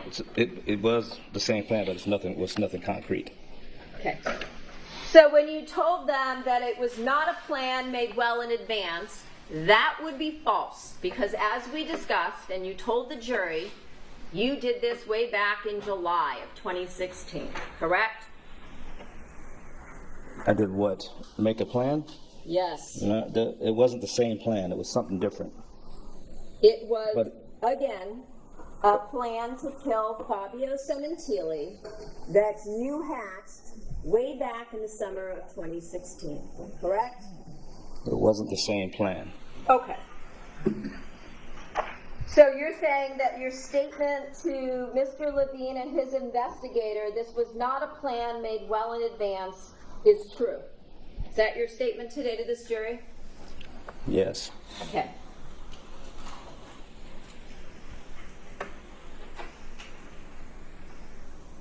On February 8th, do you recall them showing you the video of the two joggers running toward the Cementili house? I don't remember the date, but I remember them showing me the video of the joggers. And did you also tell Mr. Levine and his investigator that you were on the video? Yes. Okay.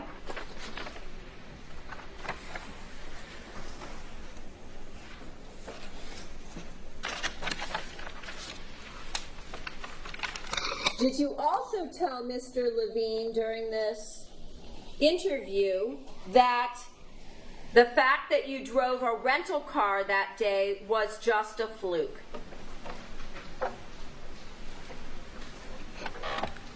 I don't remember every portion of the conversation. If he put it on there, I said it. Okay. You would agree, I assume, today, that that statement that you gave to the defense was also a lie, right?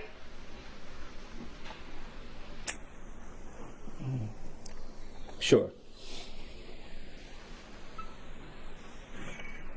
And then you also said on that February 8th interview that you lied about some of the details relating to the murder in the letter. Say that again one more time. You lied only about some of the details relating to the murder in the letter. When I was talking to Levine and Company. Levine and Company, right? Yes. So that means some of the things in the letter were true. Some of them. Okay.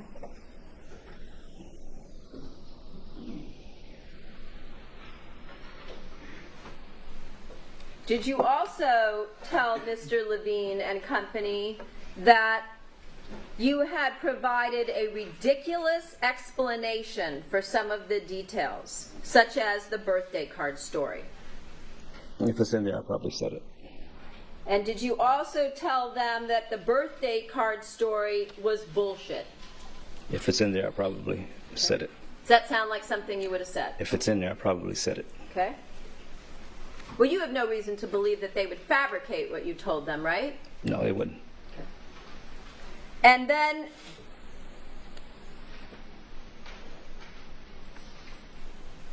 you also told them that you didn't want Monica to find out that you had intentionally murdered Fabio. Do you remember that? If it's in there, then I probably said it. Okay. Probably or did? I probably said it. So it doesn't mean that you did, right? I probably did say it. I probably did say it. Okay. And then on December 6th, during yet another interview, did you tell Levine and Company that once it was clear that Fabio was dead, you went through the house removing anything that might tie you to the scene? I probably did say that too. And did you also tell them that one of the items that you removed from the house was the birthday card? I may have. I just don't remember. So did you leave a birthday card there when you went to kill Fabio that day? No. So that was another lie that you told on December 6th to Levine and Company, right? Probably. Your Honor, I'm going to object to Levine and Company. I wish we were incorporated. I understand that, but I'm not going to order counsel to refer to you in any other way. I'm sorry. I'm not going to order counsel to refer to Mr. Levine in any other way. Okay. And did you also tell Mr. Levine and his investigator that you put the birthday card and the murder weapon into a pillowcase and took them along with the security VCR? If that's what they said, I probably did. What you probably did or what you did? That's, what I said was probably what I said, but what I did, no. So again, that would be yet another lie that you told them on December 6th, correct? Yeah. 2023. Yes?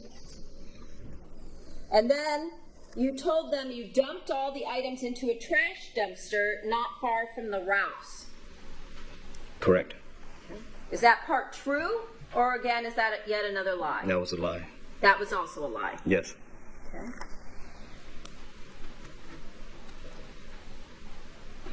It appears that at no point during this interview did you ever mention gold coins or documents. True? Correct.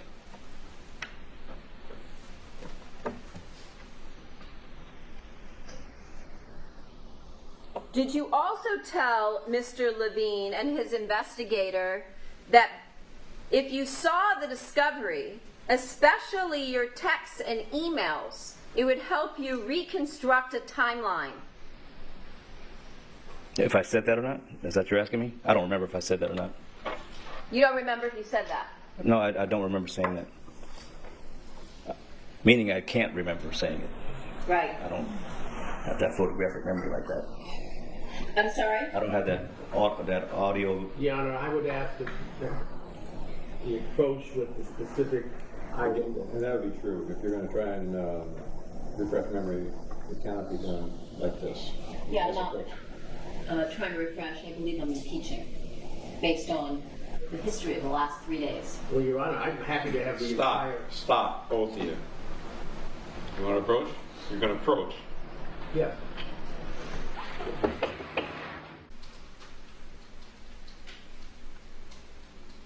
Looking at item number 24. You see that on your screen there? Yes. Baker said if he saw the discovery, especially his texts and emails, it would help him reconstruct a timeline of the day of the murder. Remember that? I'm trying to remember what context it was used in. Was it before or after? I didn't know how, because we had that discussion. Move to strike, non-responsive. I see it on the paper. Do you remember saying this to Mr. Levine and his investigator? I don't remember saying it, but I'm sure I did. Okay. I'd have the whole number be introduced.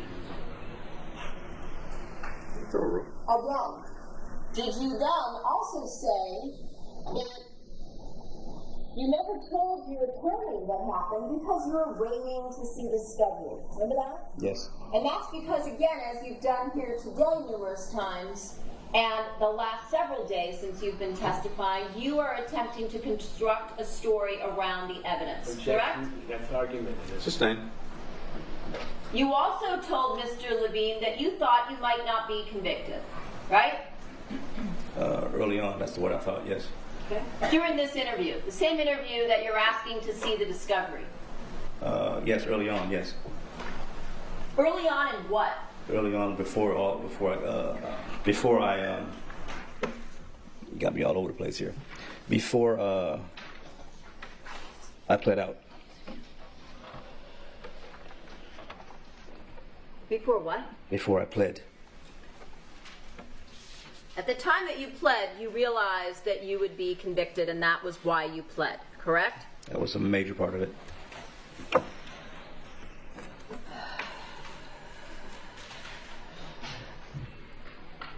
Did you also tell Mr. Levine and his investigator that you didn't want to go to trial? I finally realized the outcome. If he said it, I mean, if it's in there, I said it. Okay. And did you also tell them during the February 8th of 2024 interview that you went to the Cementili house that day to kill Fabio? Yes. Okay.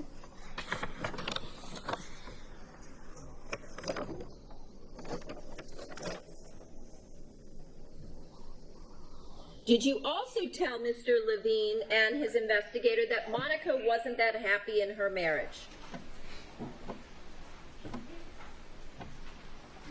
I think so.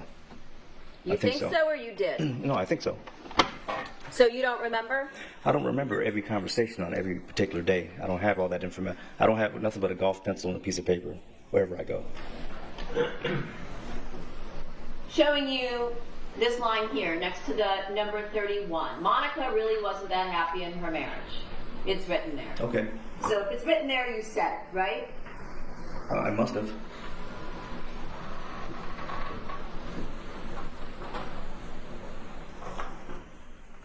During the September 12th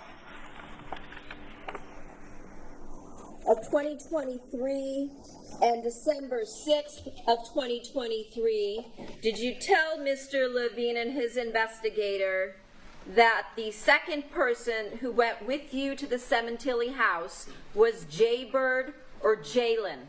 Yes. Did you also tell them during those two interviews that Jaybird or Jalen was someone you met playing basketball in the park?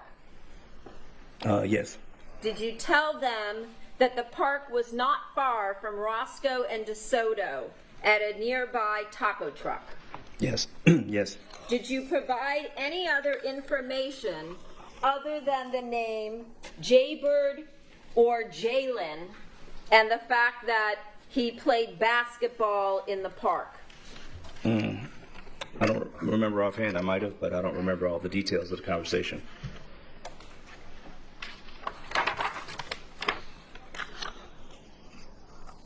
Again, during any of the 4 interviews, what were your statements recorded in any manner? Objection has been answered. Sustained. You want to come up, Paige? No. Did you see anybody taking any notes? Yes. Who was that? The private investigator. Did you review his notes? No. Were they read to you to see if they were accurate? No. Okay. Was your attorney present at any of the 4 interviews? No. Did you speak to your attorney at all about the interviews that you gave to the defense? No. Did you call him to talk to him about the interview? No. Okay.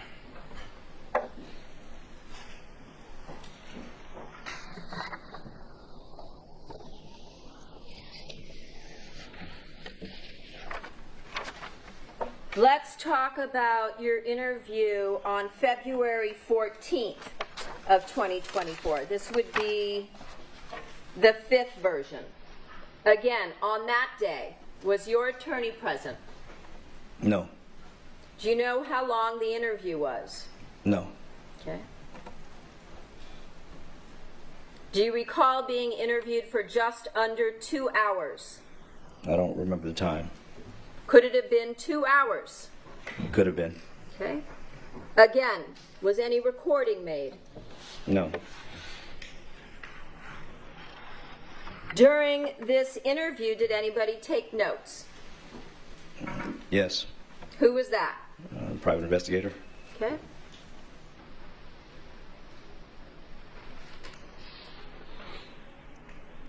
Do you remember telling them during this interview that you learned what Monica and her family were doing on the day of the murder during a routine conversation with Monica? Yes. Okay. Now I have the number each time. Thank you. Do you also remember telling them that you believed there was a window of time when Fabio would be home alone? Something like that. Okay. That's what you told this jury, right? Yes. Did you also tell the investigator that it had never been a convenient time before then and this was a good window? I probably said that. Probably, or did? I don't remember because I don't remember every conversation I've had. During this interview, as opposed to what we talked about during your prior interviews, did you tell them that you first thought about killing Fabio several months prior to January of 2017? I probably did. Did you also tell them that divorce was not an option because Monica's family doesn't do divorce? I probably said that too. Okay. Did you also tell them that there would not have been a killing if Monica told you that a divorce was coming? Sounds about right. Did you tell them the ultimate goal of killing Fabio was so that you and Monica could be together? Yes. Okay.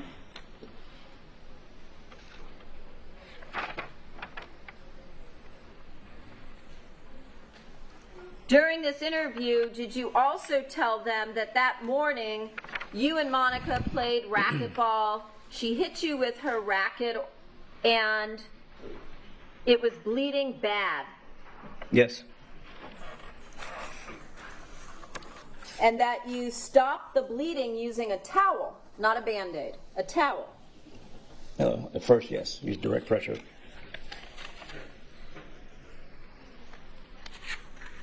Did you also tell them that you did not report your injury, but you cleaned up yourself? Yes. And that you used a Band-Aid from a small first aid kit that you kept in your bag? Yes. Did you tell them that Monica took the bloody towel home? Yes.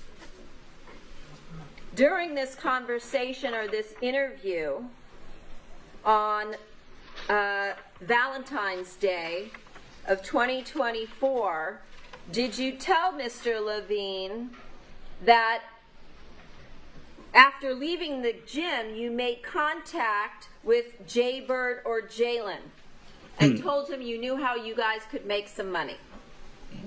I don't remember the date of the interview, but I remember saying something like that, yes. And that you told this Jalen or Jaybird that you would burglarize a house in a ritzy area of Woodland Hills? I probably said that. And did you also tell them that you told Jaybird or Jalen that you made no mention to this individual Jaybird or Jalen of your plan to kill Fabio? My mind was wandering. Sorry, one more time. Did you tell Mr. Levine that you didn't tell Jaybird or Jalen that you actually planned to kill Fabio? If it's in there, I probably said it, but I don't remember it. Very well. I'm sorry, can I have the last question read back, please? No, you can please ask them.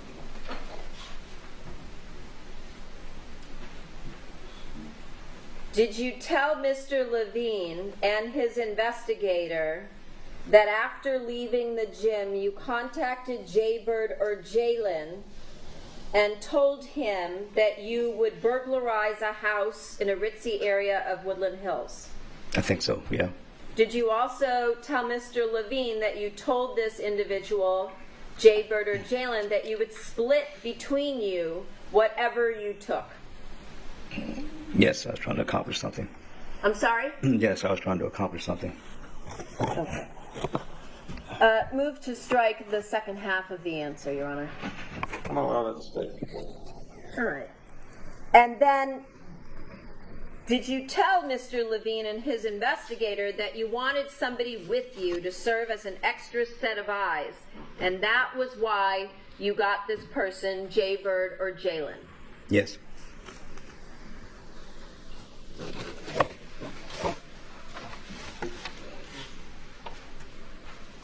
Did you tell Mr. Levine and his investigator that you contacted Jaybird and you found out that he wouldn't be available until later that afternoon, and so you made a plan to pick him up at Quimby Park, Q-U-I-M-B-Y? Did you say that to Mr. Levine? Yes. Did you also tell Mr. Levine that you picked up the car that Paula rented for you that day? I probably did. Did you tell Mr. Levine that the rental was going to be for 3 to 4 days? Probably. That was also a lie, right? I don't remember the dates on all that stuff, but yeah, it probably incorrect or lies, one of the two. Because obviously the dates are wrong on the car, so that didn't. You only had a rental from Paula for 1 day, right? I thought it was more than that, but you say it was 1 day. It felt more like a couple, but I don't remember. It's a long time ago. Again, all of those things that you told Mr. Levine and his investigator were lies, right? Some of them were, and some were true. Which part about contacting Jaybird and Jalen and making a plan to pick him up at Quimby Park to commit a burglary in a ritzy area of Woodland Hills where you'd split the proceeds was true? None of it, because I was trying to accomplish something. None of it was true. On the JB part, anything with JB in it was made up. JB. Yes. Is that the same as Jaybird or Jalen? Yes. Okay.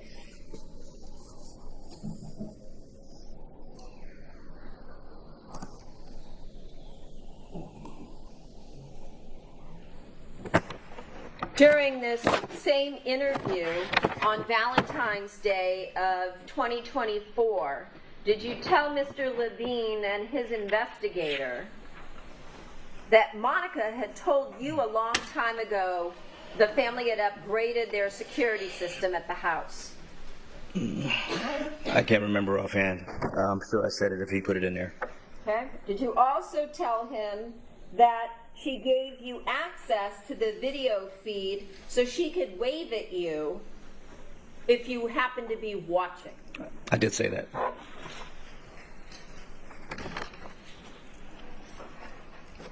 Did you tell Mr. Levine and his investigator during this same interview that you checked the front door, but it was locked?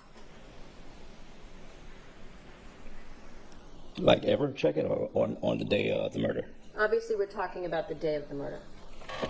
I can't remember if I did or not.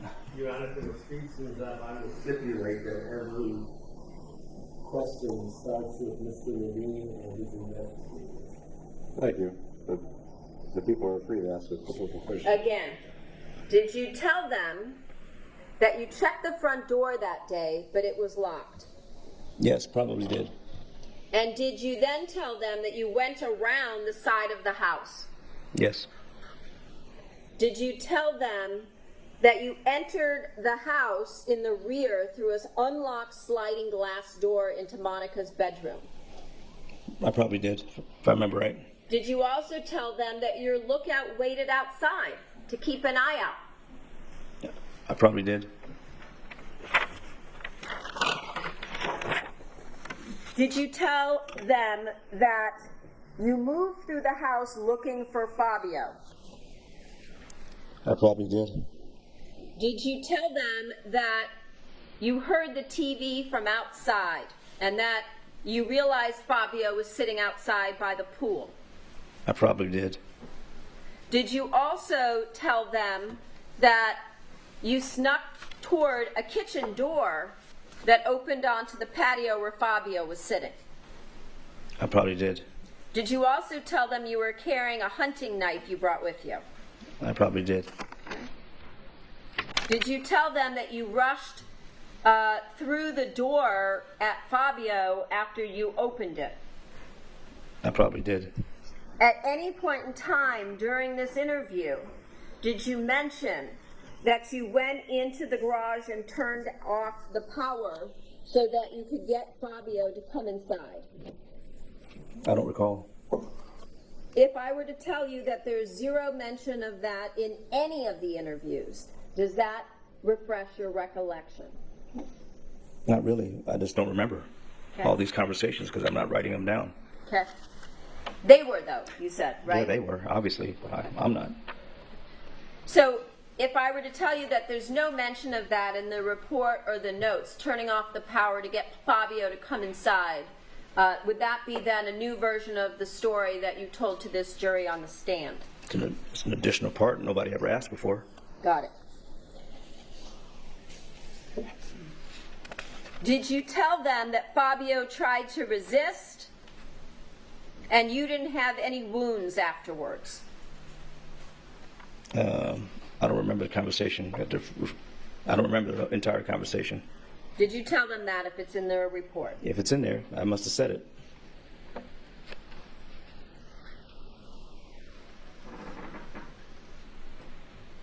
Did you tell them that when you came back inside of the house... I'm going to object. She did not read the entire report. You can do it then on redirect.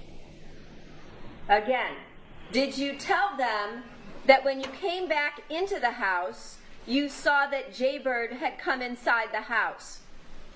I don't remember that. I don't remember the conversation, but if they wrote it, I probably said it. And that would be a lie, right? Because there was no Jaybird. There was no Jaybird. There was no Jalen. Right? Correct. And then you said that Jaybird saw Fabio's bloody body and started to panic. That would be a lie as well, right? Yes.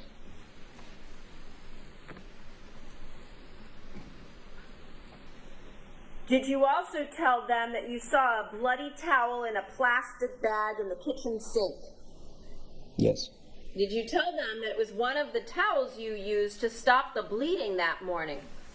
Yes. Did you tell them that you grabbed the bloody towel from the sink and looked for bleach to clean up and found vinegar instead? Something like that. It was bleach or vinegar. There was something to clean it with. Okay.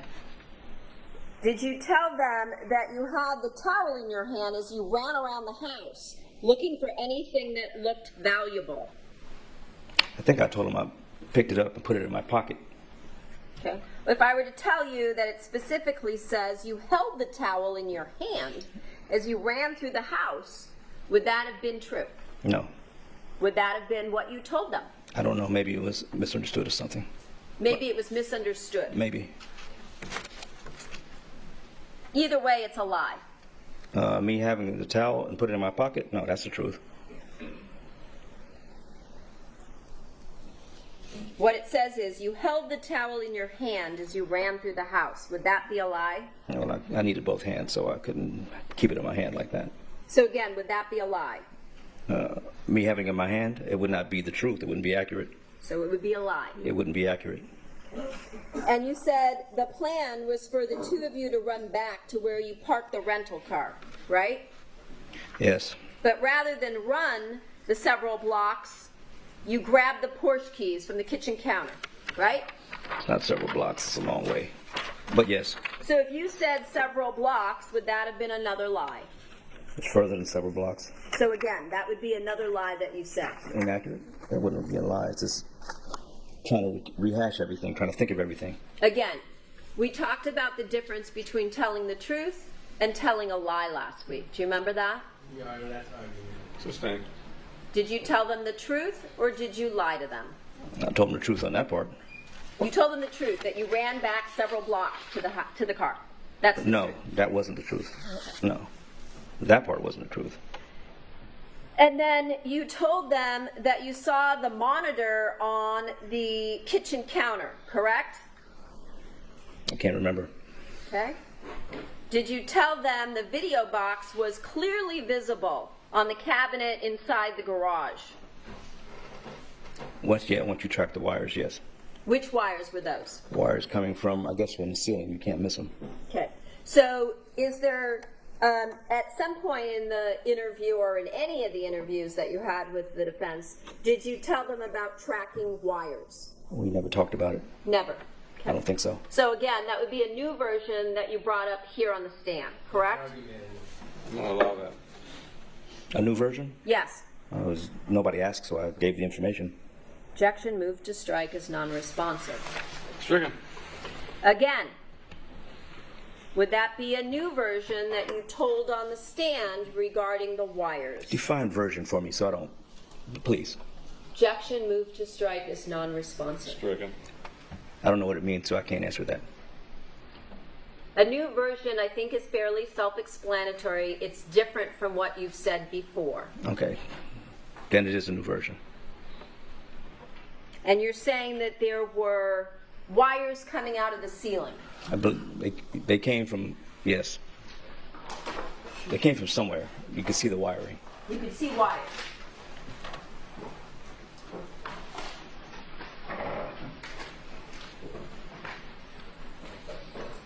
We'll find you a picture.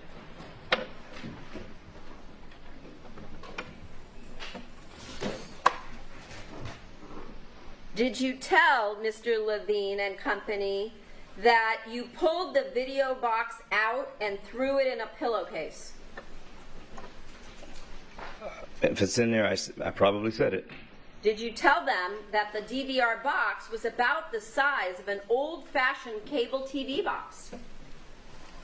If it's in there, I probably said it. That would also be a lie, correct? No, it wouldn't be a lie. Well, an old-fashioned cable TV box would be much too large to put into a pillowcase, correct? That's cause for speculation and conclusion. Sustained.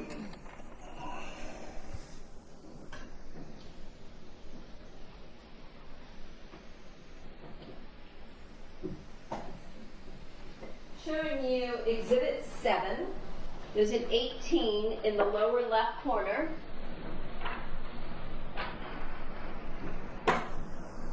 See this? I see the cabinet. Yeah. You see any wires coming out of the ceiling or the walls? There's some wires back there somewhere. I see the wires. I see the wires in those back Well, there. those are the cords that you unhooked. That's what I'm talking about. Those are But what I'm you talking said about. there were wires that What do you went think in. cord is? You said there were wires coming out of the ceiling, right? And yeah, argument of the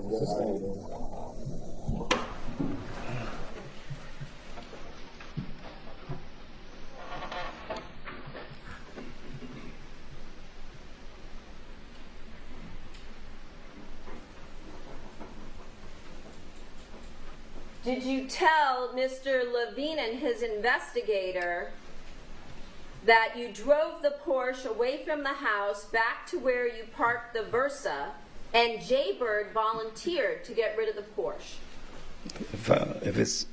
If it's in there, I probably said it. That would be another lie, correct? Yes.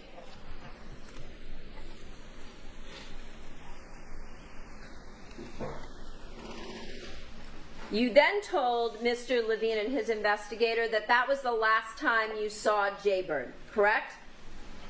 Yes. That would be yet another lie, right? Because there was no Jaybird. No sworn statement. Yes. No sworn statement. Correct. Okay, so that means it's not a lie. That means it was a lie. That means I can lie because I'm not swearing to any of that. Got it. And then you said you drove the rental car back to your apartment. Do you remember that? Probably said, yeah, if it's in there, I said it. And you said you washed up, got ready for work. Right? Yep. And you said you had no contact with Monica while you're inside the house, right? If it's in there, I probably said it. Okay. And I showed you earlier the message from her at 4:46, and we talked about that was when you were at the Cementilli, on the Cementilli property. Remember that? I have no idea that message because I didn't have Viber anymore. Got it. Well, you had it that day because But you not Vibered her. then, but not at that time what you're talking about. It does not mean that any message or call. Stop it. Counsel, you're testifying now. I won't accept that. If it's an objection, if that's what you're saying, it's overruled. What was the question again? You told us earlier that the 4:46 message would have come while you were inside the Cementilli home. Remember, I showed you the time of the video, Right. joggers. Right. And then you said you just told us you didn't have Viber anymore at that I was point. thinking about later. And do you recall that actually when you left the house and got to a place outside of the home, you messaged Monica back on Viber at 5:14 that day? Do you remember that? I really don't remember that. Okay. If you did, was that to tell her job done? I don't even remember sending a message out. At what time was that? 5 what? Showing you again what's been marked as People's 160.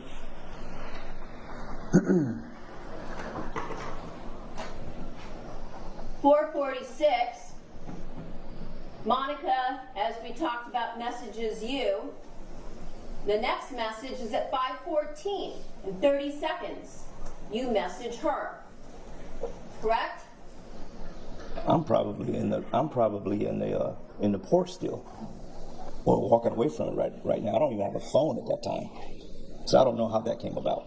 So that was just sort of I don't maybe know. a Viber glitch. That might be your glitch. I don't know. Got it. You were communicating with her to let her know the job was done, right? I wasn't communicating to say no job was done. Okay.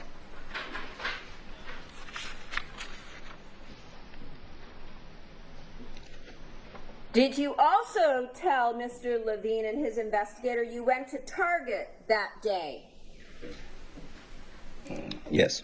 Did you tell him that when you went to the Target, your plan was already in motion? I probably did say that. I don't remember every part of this conversation with them. I don't. Okay.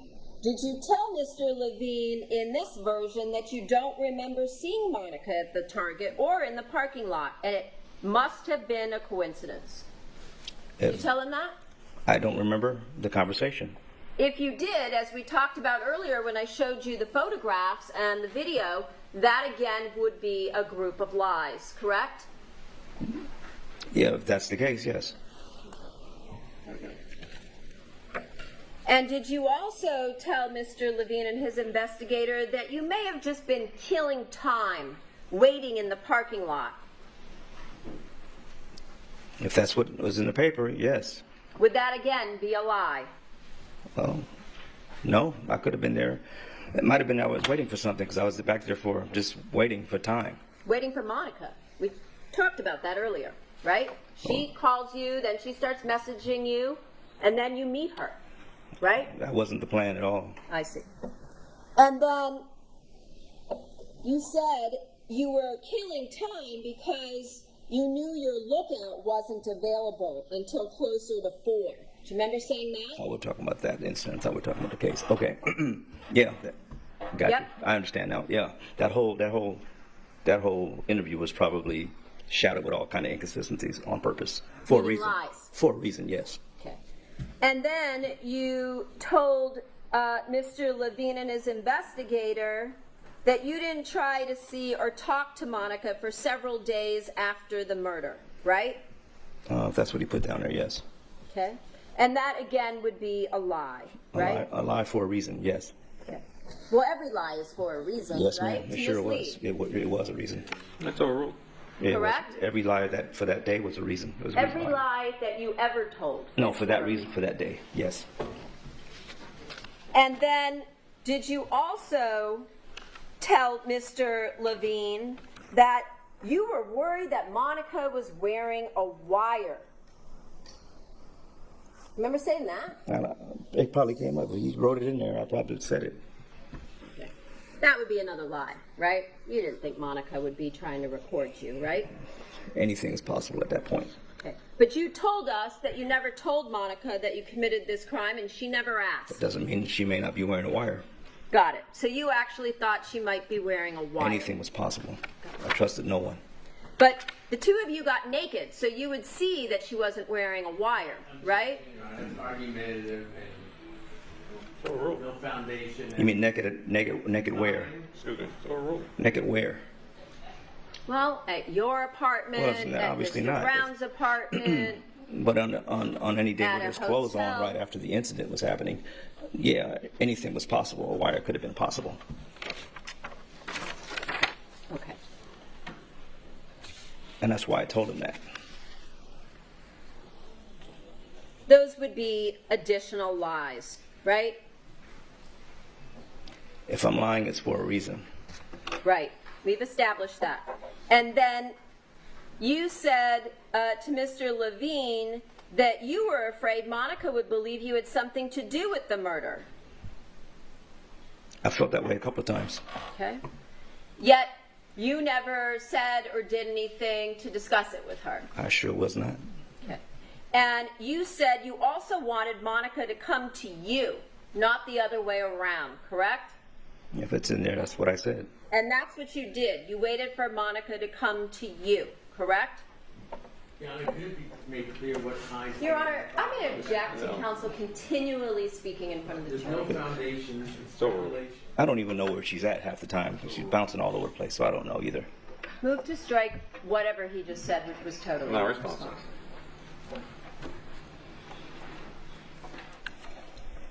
Do you also remember telling Mr. Levine and his investigator that you met Monica at a noisy bar in Glendale or Studio City because you were still worried about her being wired? Remember saying that? Yes, some version of it, yes. Okay. Would that again be I don't remember another every lie? word. I don't remember every word we talked about. I'm sorry, I just don't remember every word. Would that be another lie? No. And then you said Monica was happy to see you. Remember that? Yes. Okay. Would that be the truth? Yeah. Okay. And then you also said that you and Monica never spoke about Fabio having life insurance, right? Correct. And that you didn't even care about life insurance, right? I didn't. Okay. And that you were aware that corporate executives get life insurance policies that are paid for by their employers, correct? I just know they have insurance. I do know that. All that extra I don't know about. Okay. So that would be true, right? Correct. And then, at that point in time, did you request that they play for you a series of recorded conversations between the two of you and Monica? I don't remember asking to hear it or anything, but I did hear the overhears. Okay, so they 'Cause played the overhears. Yeah, because I never heard them before. Okay, so the overhears were played for you. Well, not all of them, just pieces. Just Okay. pieces of them. Okay. And then did you tell Mr. Levine you knew the police were listening to what was being said? Most of the time, yes. Did you also tell Mr. Levine that your offer to lie and take the blame was just showing Monica how much you loved her? Yes, I remember that. Okay. And then you were asked why you waited almost 7 years before coming forward, and you said that you thought you would be acquitted. Is that right? I don't remember. If they wrote it down there, that's what I said. Let me interrupt you for a second. We need to take a 5-minute recess, even though we are going to stop at 3:15. We'll take a 5-minute recess. The have supplies. Be back here in 5 minutes. I probably said that. Let's talk about the next interview. This would be February 29th of 2024, version 7. I'm going to check the version 7. So ruled. On this date, once again, when you were interviewed, was your attorney present? I'm going to object to that line of question. The court is with both. Yes. Again, in this February 29th, 24 interview, was your attorney present? No, And again, was this interview recorded? not that I was aware of. In this particular interview, did you promise Mr. Levine and his investigator that you would answer all questions honestly? I probably did. And once again, did you tell Mr. Levine and his investigator, after you promised to answer all questions honestly, that your crimey, the person you committed the crime with, was Jaybird or Jay? Yes, trying to hide Austin's identity. So the answer is yes. That's what you told them. Your crimey was Jaybird or Jay. Yes, to hide Austin's identity. So after promising them that you would answer all questions honestly, you then proceeded to lie, correct? Yes. Bless you. Yes. Did you also tell them that you always needed money?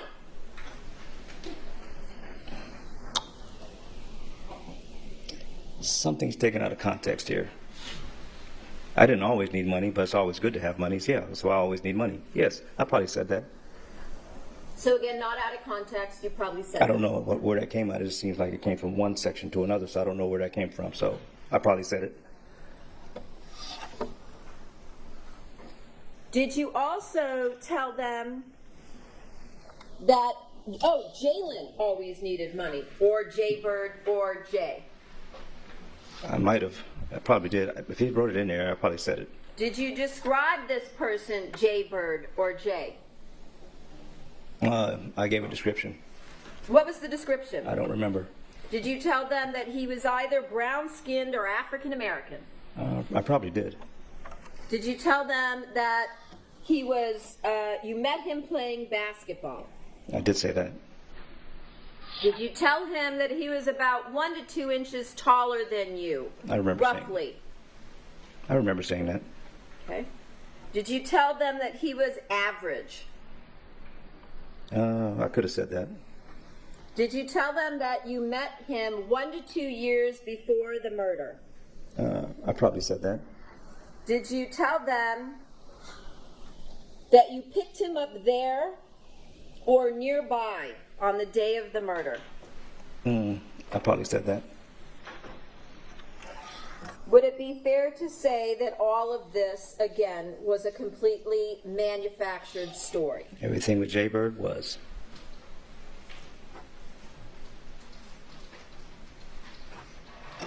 did you ask Monica's lawyers whether they had filed anything to suppress anything?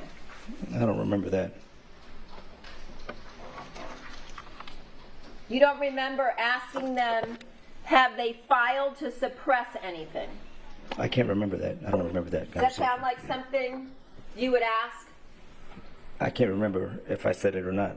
Anything could be possible when I'm thinking, yes. But I don't remember saying that. Did you discuss with them that the DA believes you won't truthfully name the second person? Yes. And I was right, correct? You were right. That time. And then did you again tell them that you were telling the truth? About Jaybird? Did you again tell Mr. Levine and his investigator that you were telling the truth? I was telling the truth on some parts and not on the others. I don't know which one you're talking about, though.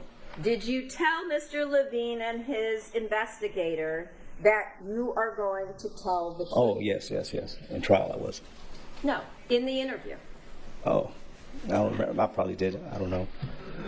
And once again, did you go on to lie to them? I did. I was still trying to hide identity. At that point, after telling them once again that you were going to tell the truth, did you tell them that you had no common friends with Jay? I probably did. Did you tell them that Jay has no contact with Monica? Yes. Did you tell them that Jay was the lookout? Yes. Did you tell them the last time you saw Jay is when he jumped in the porch? I think so. I think that's what I said. Okay. Did you tell Mr. Levine and his investigator that you contacted Jay through an app? Yes. Which app was that? It was a made-up app. It didn't exist. Jay didn't exist, remember? Yeah, I get that, but I'm asking you what you told them. Oh, I don't remember. You don't know which app? I don't remember what I told them. It wasn't... Because it was a lie, so it's hard to Jalen remember. was a lie, yes. I told you that 50 times already. And then you told him that you got something to make money, and you had his number, right? Oh, Jalen? Jalen, Jaybird, Jay. Yes. All lies. Yes, Jalen's a made-up character. And then at that point, did you also tell Mr. Levine that you cleared your phone after this, purged all your numbers in order to destroy it? Yes. And that was in order to destroy evidence, correct? Yes. At this point, did you tell Mr. Levine and his investigator that you parked 2 to 4 blocks from your apartment in the rental? Yes. That would again be a lie, correct? Yes. Did you also tell them that Jay was about 23 to 24 years old? Yes. Once again, another lie, correct? To hide identity, yes. And at that point, did you admit to Mr. Levine and his investigator that the birthday card story was made up? Yes. Did you tell the investigator and Mr. Levine that everything is out on the table? It might have said that. I just don't remember the exact words, but I might have said that. Except you were still lying to them, correct? Yes. So everything wasn't on the table, right? No. And then at that point, you said you swore that you would tell the truth, correct? I didn't swear anything. You didn't? I don't swear unless I'm going to court. Did you tell them that you were going to tell the truth? Yes. Yet you continued to lie to them again, right? Not on everything, but yes. You told him Jay was clean shaven, right? Jay is a made-up person, yes. And Jay was from Houston, Texas. Yes. they asked you if you had sent a message to Monica on the following day after the murder saying you were sorry, and you said you don't remember doing that. I don't. I don't remember. You also told them that after the murder you got rid of everything, correct? If that's what they said. That's what they wrote. That's what There's you a lot of said, correct? there's a lot of stuff in between that's missing. So, I'm going to object, move to strike as non-responsive. Stricken. Again, is that what you told them? I don't remember. I'm pretty sure if they wrote it down there, I said it somewhere. Okay. And then at that point, they told you that you were their most important witness, correct? I don't remember that. You remember them saying no witness is more important? I don't remember that part of the conversation. But if they wrote it down, I guess that's what was said.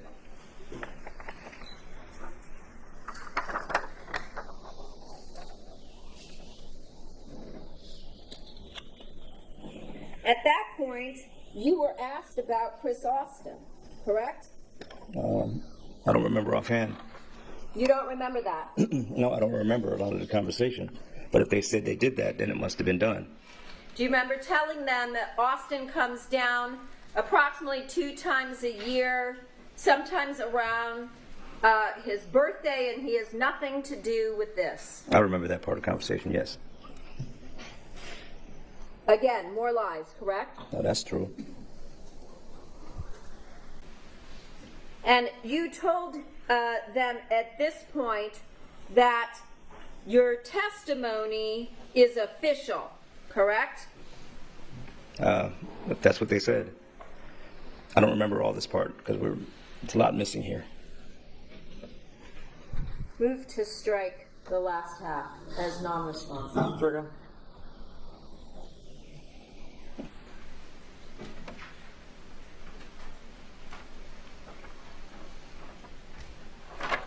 Let's talk about the next interview.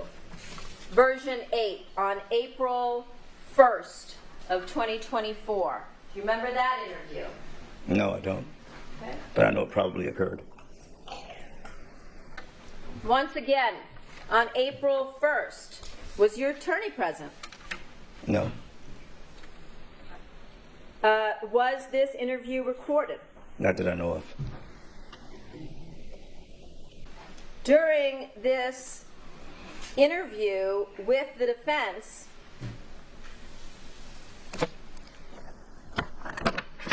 did you tell them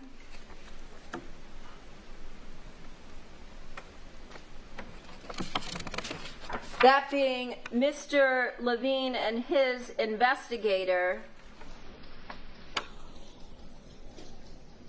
that your lawyer told you about the DNA evidence? Yes. And that your attorney, before Mr. Simran, showed you a video of the 2 men jogging toward the Cementili residence? Yes. During this interview, at any point in time, did you admit to Mr. Levine and his investigator that you had lied to them in all of your prior interviews regarding Jalen, Jaybird, and Jay? I hadn't volunteered that. No. At any point in time during that interview, did you talk to them about, or mention even, the gold coins? The what? Gold coins. Oh, I don't think so, no. Do you recall Mr. Levine and his investigator coming to interview you yet again on May 8th? I don't remember the dates. Okay. If I were to tell you that there was yet another interview on May 8th, Yet another interview. Then it's over with. Does that refresh your recollection? That we had interviews? We had interviews. That you were interviewed yet again on May 8th of 2024, version 9. I don't remember the dates. I don't have nothing but golf pencils. Okay. During this interview, was it recorded? Not that I'm aware of. Was your lawyer present? No. Okay. During this interview, again, did you correct your prior lies about Jaybird, Jalen, or Jay? No. During this interview, did you mention anything about the gold coins? No. Do you recall being interviewed yet again in November of 2024?